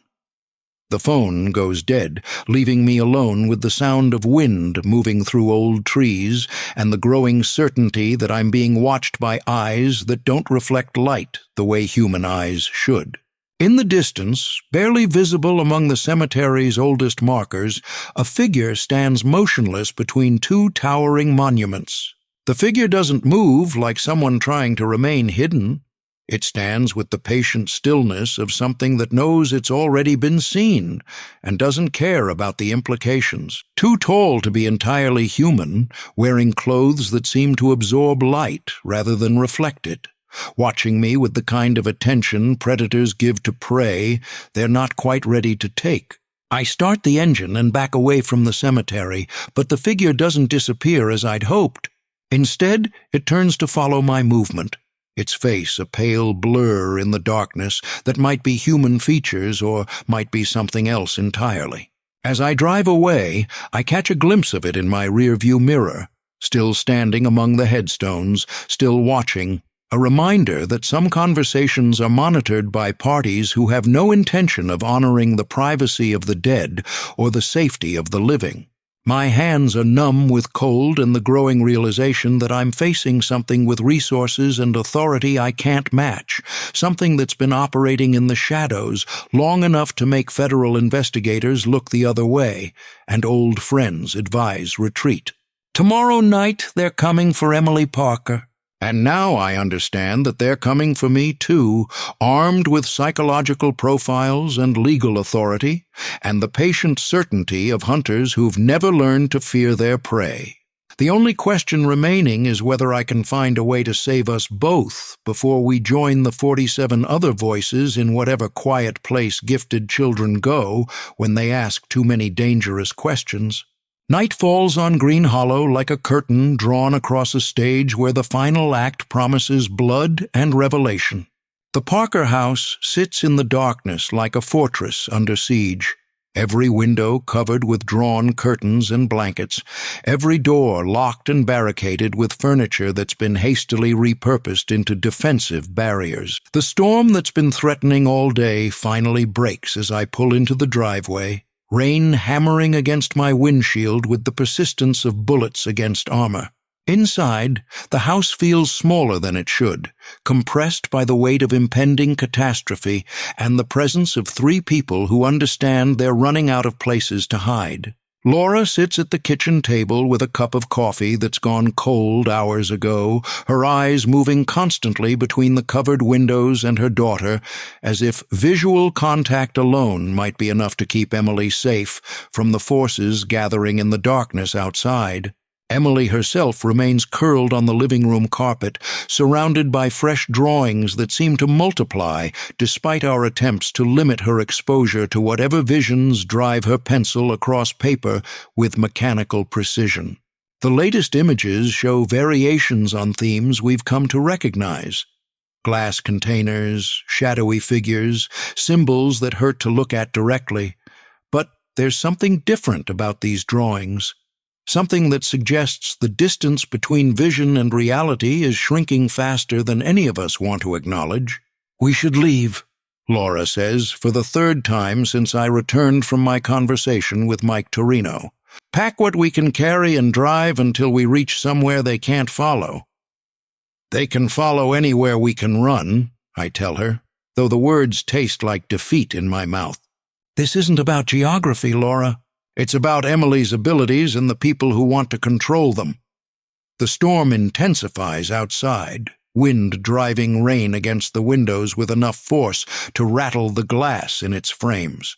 The sound provides cover for our conversation, but it also makes it impossible to hear if anyone approaches the house, a trade-off that makes my paranoia spike with every gust that shakes the walls.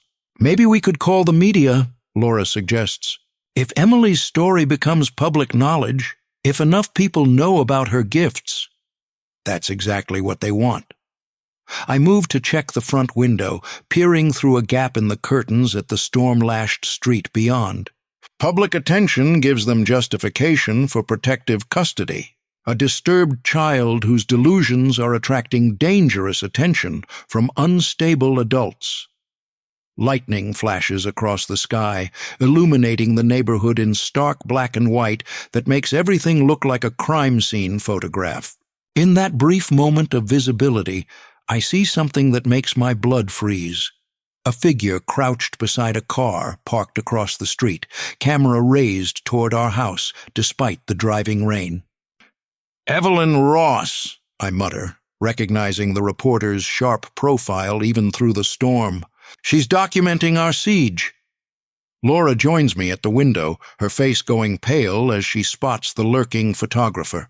"How long has she been there?" "Long enough." I grab my coat from the chair where I'd thrown it hours ago. "I'm going to have a conversation with her about the ethics of stalking traumatized families during storms." "Ray, don't." Laura's hand catches my arm. You'll just give her more ammunition. Photos of the violent ex-cop threatening a journalist doing her job.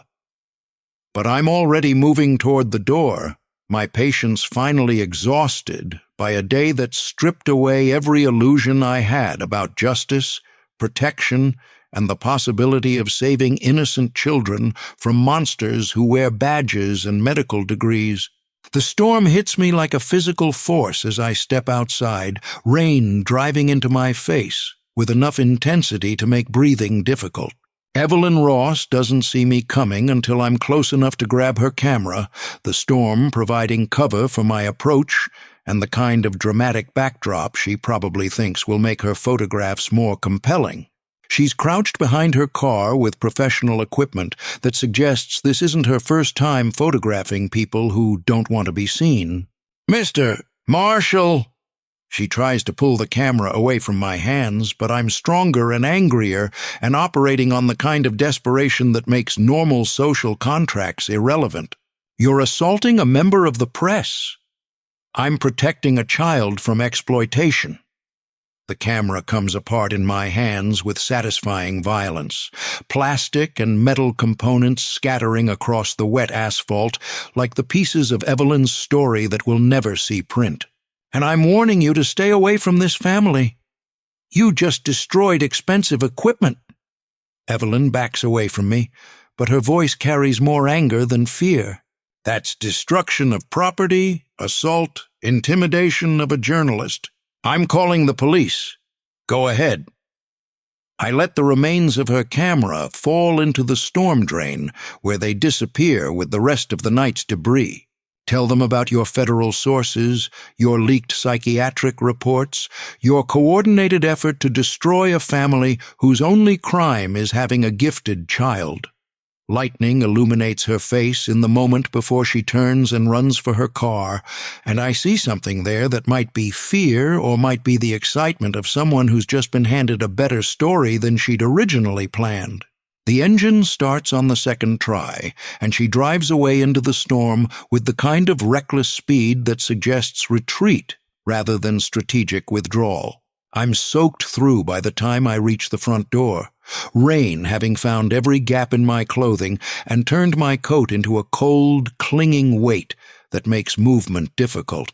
Inside, the house feels like a tomb, too quiet, too still, as if the storm has stripped away all the normal sounds that make buildings feel like homes rather than prisons. Laura meets me in the hallway, her face pale with new worry. "Emily collapsed while you were outside." "She's breathing, but she won't wake up." We find Emily on the living room floor, surrounded by drawings that seem to have multiplied while I was confronting Evelyn Ross. Her latest work shows images I don't want to interpret. Glass boxes filled with children who look like her, shadow figures moving through storms that might be natural weather or might be something else entirely, and in the center of it all, a drawing of 3 people standing in a house very much like this one while something approaches from outside. "She spoke before she collapsed," Laura whispers, kneeling beside her daughter and stroking hair that's damp with perspiration despite the cool night air. "She said one of us won't make it through the night." The words hit me like ice water, carrying the weight of prophecy and the terrible certainty that Emily's visions don't offer possibilities. They reveal inevitabilities that unfold regardless of human intervention or desire. Outside, the storm continues its assault on Green Hollow, but beneath the thunder and rain, I hear something else.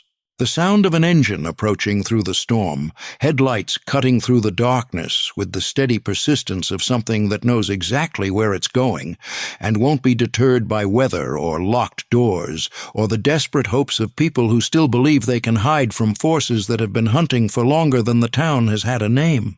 Emily's eyes flutter open for just a moment, focusing on me with that ancient awareness that makes her seem far older than 10 years should allow.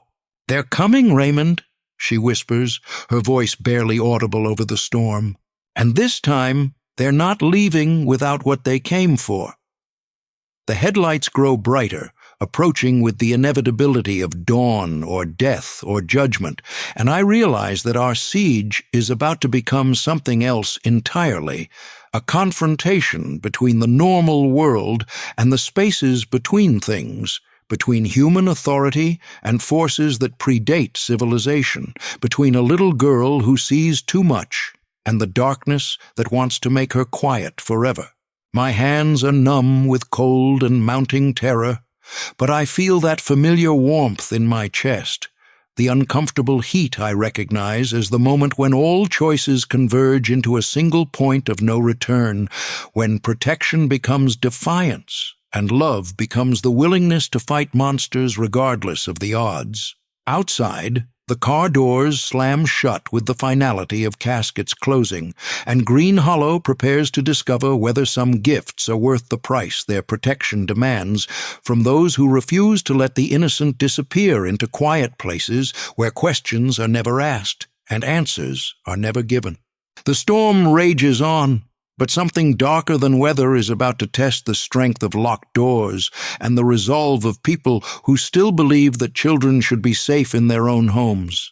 Even when those children can see things that powerful people prefer to keep hidden in the spaces between heartbeats, between sleeping and waking, between being alive and learning to be silent forever.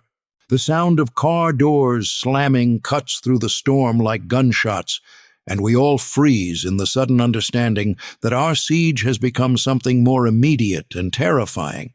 Laura's coffee cup hits the floor, ceramic exploding against tile in a sound that seems impossibly loud compared to the whispered conversations we've been having for hours. Emily doesn't flinch at the crash, her attention focused entirely on the covered windows, as if she can see through fabric and rain to whatever waits in the darkness beyond. I move to my coat hanging by the door, my hands finding the familiar weight of the .38 revolver I haven't carried in 3 years. The metal feels cold and alien in my grip, a reminder of choices I swore I'd never have to make again after leaving the force. But some promises require weapons, and some protections demand the willingness to use them regardless of the consequences that follow. The bullets slide into the cylinder with practiced precision, muscle memory from decades of service, overriding the part of my mind that wants to believe this situation won't require violence. 6 rounds, each one a decision I hope I won't have to make, each one a line I hope I won't have to cross. The gun feels heavier loaded than empty, weighted with implications that extend far beyond the immediate threat gathering outside our barricaded doors. Laura pushes the kitchen table against the back door, her movements sharp with the kind of desperate efficiency that comes from understanding your child's life depends on furniture placement and locked windows. She's transformed from anxious mother to something fiercer, a lioness preparing her den for siege, every maternal instinct focused on the singular goal of keeping Emily safe from forces that shouldn't exist in a rational world. "Mama?" Emily says softly, not moving from her position on the carpet, but somehow radiating awareness of her mother's frantic preparations. The table won't stop them. Nothing we build will stop them. Then what do we do? Laura's voice cracks with the strain of trying to sound calm, while her hands shake with adrenaline and terror. Tell me what to do, baby. Tell me how to keep you safe. Emily finally looks up from her drawings, those pale blue eyes holding depths that no 10-year-old should possess. We wait, and when they come inside, we learn whether love is stronger than the spaces between things. The cryptic answer hangs in the air like incense from a funeral service, carrying weight that makes my chest tight with dread. Outside, the storm continues its assault on Green Hollow, but beneath thunder and rain I hear other sounds, engines idling, doors opening and closing, voices that carry authority and coordination despite the weather that should make communication impossible. We could still run, Laura says for the 4th time tonight, though her voice lacks conviction. Take Emily and drive until we reach somewhere they can't follow. Where? I check the revolver's action, ensuring each chamber rotates smoothly despite hands that want to shake. They have federal backing, unlimited resources, and 47 other children who prove they don't leave loose ends. This isn't about geography anymore, Laura. It's about Emily's abilities and the people who want to control them. The truth tastes like ash in my mouth, but denial stopped being a luxury the moment Dr. Harris revealed the scope of his operation. We're not facing a local conspiracy or even state-level corruption. We're up against something with tentacles that reach into federal agencies and congressional oversight, something that's been operating in shadows long enough to perfect the art of making inconvenient people disappear. Lightning illuminates the living room in stark black and white, and in that brief moment, I see our reflection in the covered windows. 3 people huddled together like survivors of a shipwreck, surrounded by furniture barricades that look more like grave markers than protection. The image burns into my retinas, a photograph of the moment when ordinary people discover they're living in a world where monsters wear badges and medical degrees. Emily's pencil moves across fresh paper with mechanical precision, creating images that I don't want to see but can't help observing. This drawing shows our house from above, as if viewed by something flying through the storm. And around the building stand figures that might be human if you don't look too closely at their proportions or the way they move through rain that doesn't seem to touch them. They're not all outside, Emily whispers, her voice carrying that distant quality that means she's speaking for someone else. Some of them know about the hidden places, the ways in that families forget until it's too late. Laura goes pale as old bone. What do you mean? The attic access behind the linen closet. Daddy used it when he wanted to hide from bill collectors and angry phone calls. Emily's pencil adds details to her drawing, lines that might represent access routes or might be something else entirely. Someone is up there now, moving through spaces where sound doesn't carry to the rooms below. My blood turns to ice water as understanding hits me. The Parker house is old, built in an era when hidden passages and concealed storage were common features of homes owned by people who valued privacy or feared government interference. If someone knows about those architectural secrets, if they've been watching the family long enough to map the building's hidden geography, a soft thud echoes from somewhere above our heads, so faint it might be imagination, so brief it could be dismissed as storm debris hitting the roof. But Emily's reaction tells the truth. Her pencil stops moving, her head tilts toward the ceiling, and her expression shifts to something that might be fear or might be resignation. How long have they been up there? I ask, though I suspect the answer will make our situation infinitely worse.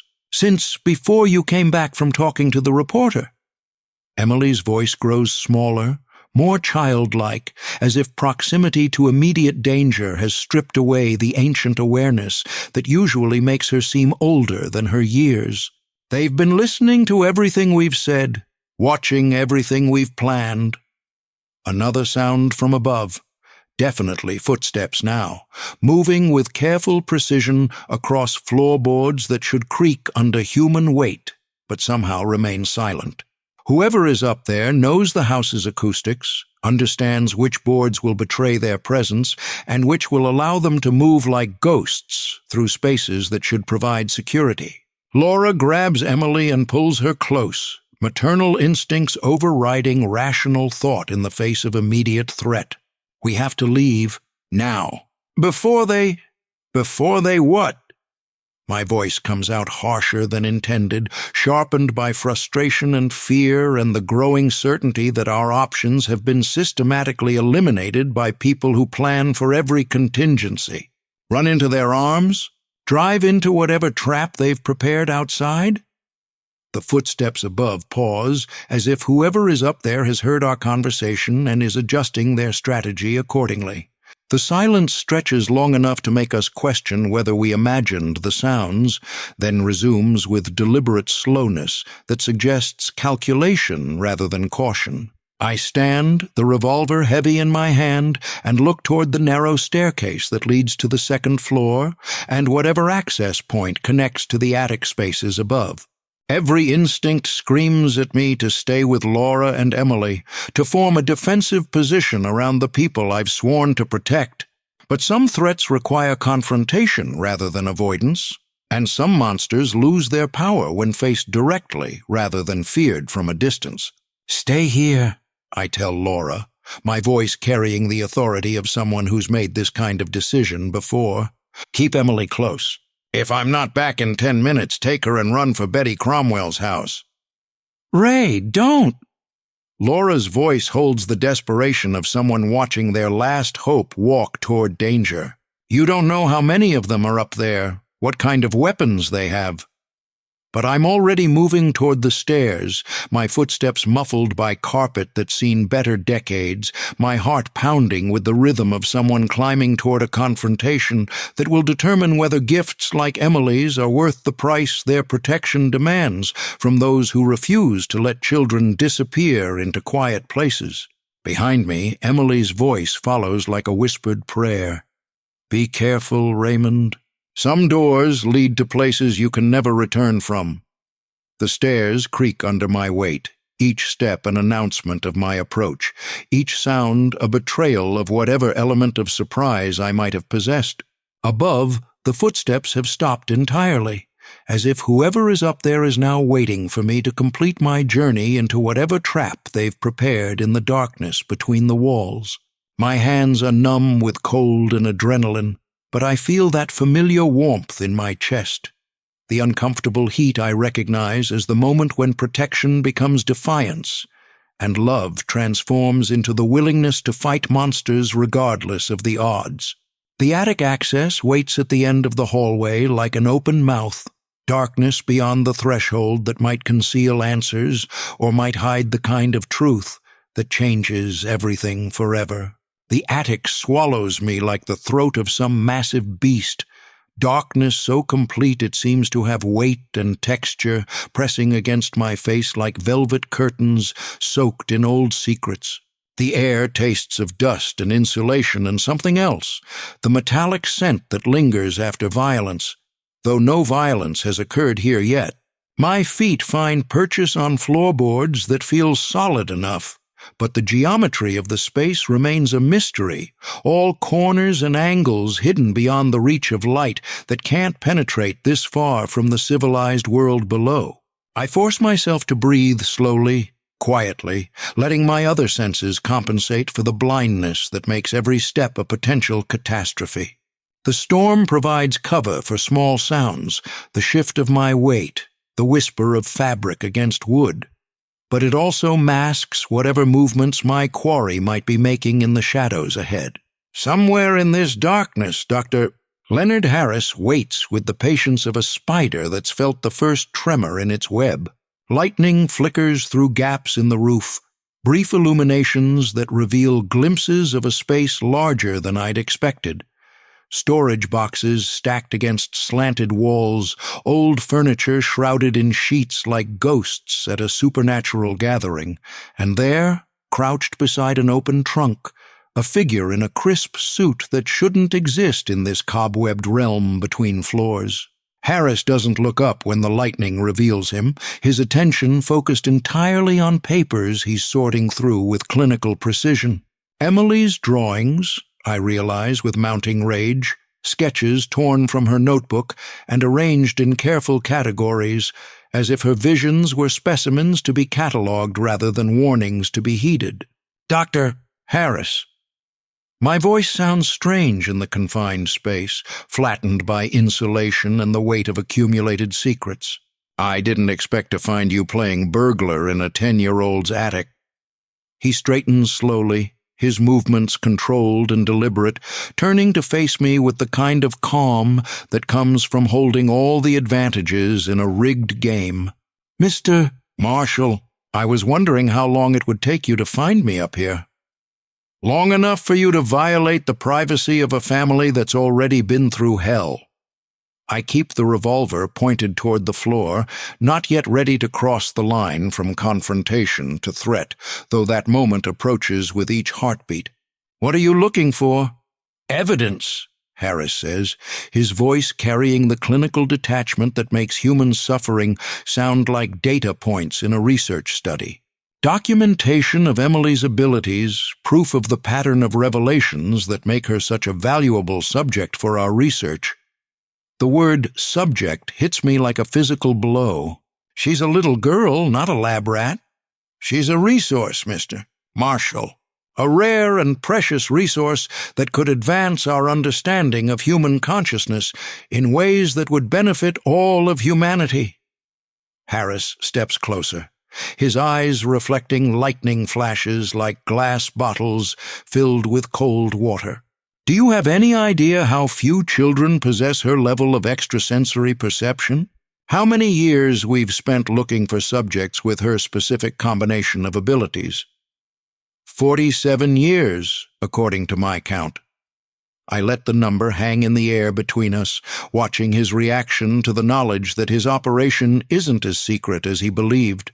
47 children whose gifts made them targets for your research programs.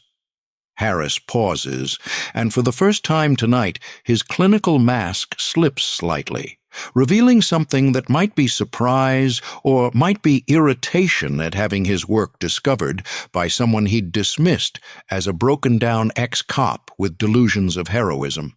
47 successful placements in facilities equipped to study and nurture extraordinary abilities, he corrects, his voice taking on the tone of a teacher explaining simple concepts to a slow student. Children who would otherwise grow up isolated, feared, medicated into normalcy by parents who couldn't understand their gifts. Children who disappeared from their families and never made contact again. Children who were given opportunities to develop their abilities in controlled environments, free from the trauma and social stigma that destroys most psychically gifted individuals before they reach adulthood. Harris moves to another box, pulling out photographs that I recognize as surveillance shots of Emily, pictures taken without consent, documenting her daily life with the thoroughness of a scientific study. "Emily Parker could be one of the most significant subjects we've ever studied, Mr. Marshall. Her ability to access information across temporal and spatial boundaries suggests cognitive capabilities that challenge our fundamental understanding of human consciousness. The clinical language wraps around Emily's gift like barbed wire, reducing her impossible knowledge to academic terminology that strips away the human cost of whatever Harris plans to do with her. What you're describing is kidnapping and human experimentation. What I'm describing is the advancement of human knowledge through the careful study of extraordinary individuals who represent the next stage of cognitive evolution." Harris's voice grows colder, more authoritative. "This work has congressional oversight, federal funding, and support from agencies you've never heard of. It's sanctioned at levels that make local law enforcement irrelevant." Lightning illuminates the attic again, and in that brief moment I see Harris clearly. Not the respected psychiatrist presenting rational arguments, but something else entirely. His shadow falls wrong somehow, too angular and too dark, and his eyes reflect light in ways that suggest depths human eyes shouldn't possess. "I'm prepared to offer you a choice, Mr. Marshall," Harris continues, his voice taking on the hypnotic cadence of someone accustomed to being obeyed without question. "Convince the Parker family to cooperate with Emily's placement in our program, and they'll be compensated generously for their loss. New identities, financial security, relocation assistance to help them build new lives. And if I refuse, then Emily will be taken regardless, but the family won't survive to benefit from our generosity." Harris steps closer, close enough that I can smell the antiseptic scent that clings to his clothes and the underneath odor of something that might be decay, or might be the smell of places where light never reaches.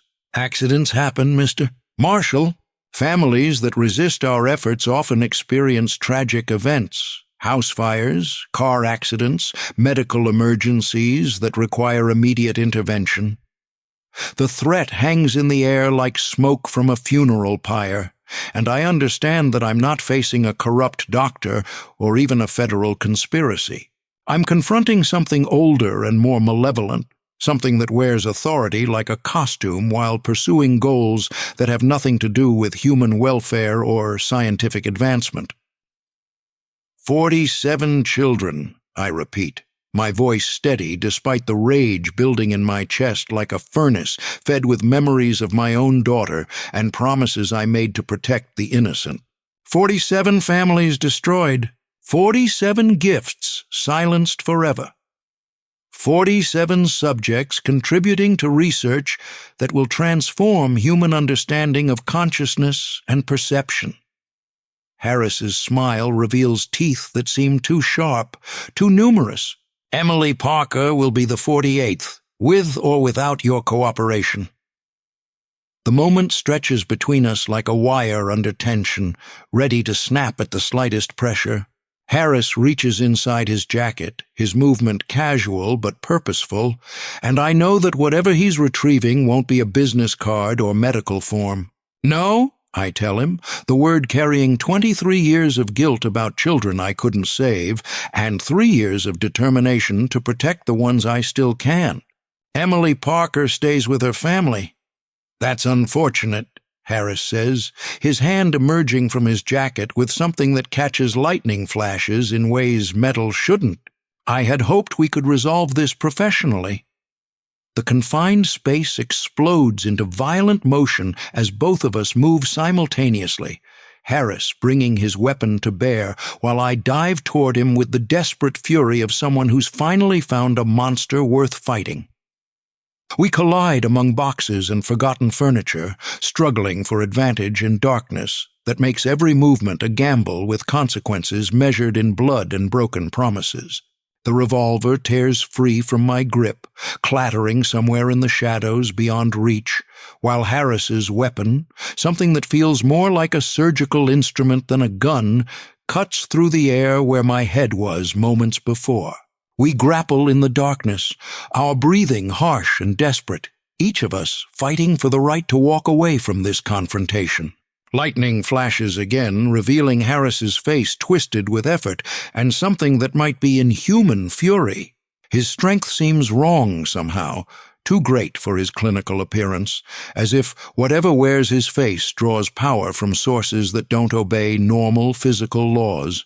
But rage gives me strength that matches his inhuman advantages, fury at 47 silenced children, and the threat to one more who calls me Raymond with a dead daughter's voice. My hands find his throat, and for a moment I feel something that might be victory, the possibility that monsters can be strangled like mortal men. Then Harris twists in my grip with boneless fluidity, bringing his weapon around toward my chest with precision that suggests this isn't his first time killing someone who refused his generous offers of cooperation. The gunshot, when it comes, sounds like the end of the world in the confined space of the attic. The muzzle flash burns patterns into my retinas, revealing frozen moments of violence that will haunt whatever dreams I have left. Someone screams, maybe Harris, maybe me, maybe both of us discovering that mortality applies even to monsters who wear medical degrees and federal authorization. Blood spreads across my shirt, warm and sticky, though I can't tell if it's mine or his. The metallic smell intensifies, mixing with the dust and insulation, to create an atmosphere that tastes like the aftermath of judgment finally delivered to those who've spent too long believing themselves above human law. In the darkness that follows the muzzle flash, something that might be Dr. Harris stumbles toward whatever exit brought him to this place, leaving behind papers and photographs and the promise that this confrontation has solved nothing. Only delayed the inevitable moment when forces larger than individual resistance come to collect what they believe belongs to them. My hands are numb with shock and adrenaline, but I feel that familiar warmth in my chest, The uncomfortable heat I recognize as the satisfaction that comes from finally striking back at the darkness, even if the blow isn't mortal and the war is far from over. The gunshot echoes through the house like the crack of God's own whip, and Laura's scream follows it down from the attic into the living room, where she and Emily have been holding their desperate vigil. The sound seems to hang in the air longer than physics should allow, reverberating through walls and floorboards and the very foundations of a home that's become a battlefield between the normal world and forces that predate human understanding of what normal means. Emily doesn't scream. Instead, she goes perfectly still, her pale blue eyes focusing on the ceiling as if she can see through plaster and insulation to whatever violence has just occurred in the darkness above. Her pencil drops from nerveless fingers, and the drawing she'd been working on, a sketch of 3 figures standing in a room while shadows approached from all sides, remains unfinished, its prophecy suspended at the moment of truth. "Ray!" Laura's voice carries the desperate edge of someone calling to the dead, though whether she's summoning help or saying goodbye isn't clear even to her. She starts toward the stairs, but Emily's small hand catches her wrist with surprising strength. "Wait," Emily whispers, her voice carrying that distant quality that means she's listening to sources beyond normal human perception. "Someone's coming down." But it's not just Raymond. Footsteps on the stairs, uneven and labored, accompanied by the kind of breathing that comes from pain or exertion, or the aftermath of violence that leaves its mark on both victor and victim. The sound grows louder, closer, until Ray appears in the doorway like a ghost, materializing from the space between heartbeats and last breaths. Blood soaks through his shirt in spreading patterns that map the geography of whatever confrontation occurred in the attic's darkness. His face has gone pale as old parchment, but his eyes burn with the kind of intensity that comes from discovering that monsters can bleed just like mortal men. The revolver shakes in his grip, though whether from injury or adrenaline isn't immediately clear. "Run," he tells them, his voice rough with pain and urgency. "Take Emily and get to Betty Cromwell's house. Call the state police, the FBI, anyone who might still believe in protecting children instead of processing them. Ray, you're hurt." Laura starts toward him, but he waves her back with the gun. Harris is down but not dead, and there are others outside, waiting for him to finish what he started. Ray leans against the doorframe, trying to conserve strength for whatever comes next. They won't wait much longer before they come in after Emily themselves. As if summoned by his words, the front door explodes inward with the sound of splintering wood and failing locks. Federal agents pour through the opening like water through a broken dam, their weapons drawn and their faces hidden behind tactical gear that makes them look more like machines than men. They move with practiced coordination, fanning out to secure the room with the efficiency of people who've done this before. Behind them, Dr. Harris stumbles down the stairs, one hand pressed against a shoulder that leaks blood through his fingers. His crisp suit is ruined, his clinical composure shattered, but his eyes still burn with the fanatic intensity of someone who believes his cause justifies any means necessary to achieve it. "There," he gasps, pointing at Emily with his undamaged hand. "The subject." Sedate her immediately before she can access whatever psychic abilities make her dangerous to handle. One of the agents raises what looks like a tranquilizer gun, but Laura moves faster than rational thought should allow. The table lamp becomes a weapon in her hands, its ceramic base connecting with Harris's skull in a sound like breaking pottery. He staggers, blood running down his face in rivers that mix with the gore already staining his medical coat. "Don't touch my daughter!" Laura's voice carries the primal fury of a mother whose child is threatened, and for a moment even the heavily armed agents hesitate before the raw force of parental protection unleashed. That moment of hesitation is all Emily needs. She stands slowly, her movements deliberate and controlled, and when she speaks, Her voice carries harmonics that shouldn't emerge from a 10-year-old throat. The words seem to come from multiple sources at once. Emily herself, but also something else, something that speaks through her with the authority of forces that existed before the first human learned to fear the dark. "Leonard Harris," she says, and the name hangs in the air like an indictment delivered by cosmic justice. Born March 15th, 1975, to parents who died in a car accident when you were 12 years old. Except they didn't die in an accident, did they, Leonard? Harris goes white as fresh snow, his injured shoulder forgotten in the face of knowledge that shouldn't exist anywhere outside his own memories. "How do you—" "You loosened the brake cables because you were tired of their questions about the missing neighborhood children, the ones you'd been practicing on before you learned to do it professionally?" Emily's voice grows stronger, more resonant, as if she's channeling something vast and implacable. 49 children over 23 years, not 47. You started earlier than anyone knows. The agents lower their weapons, confusion replacing tactical certainty as they listen to a child recite secrets that should be buried in classified files or hidden in the darkest corners of a corrupted soul.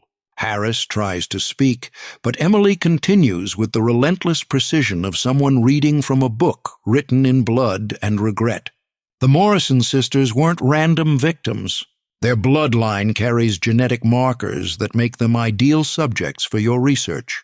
You've been harvesting their family for 3 generations, taking the children who show signs of psychic ability and leaving the bodies of those who don't meet your standards.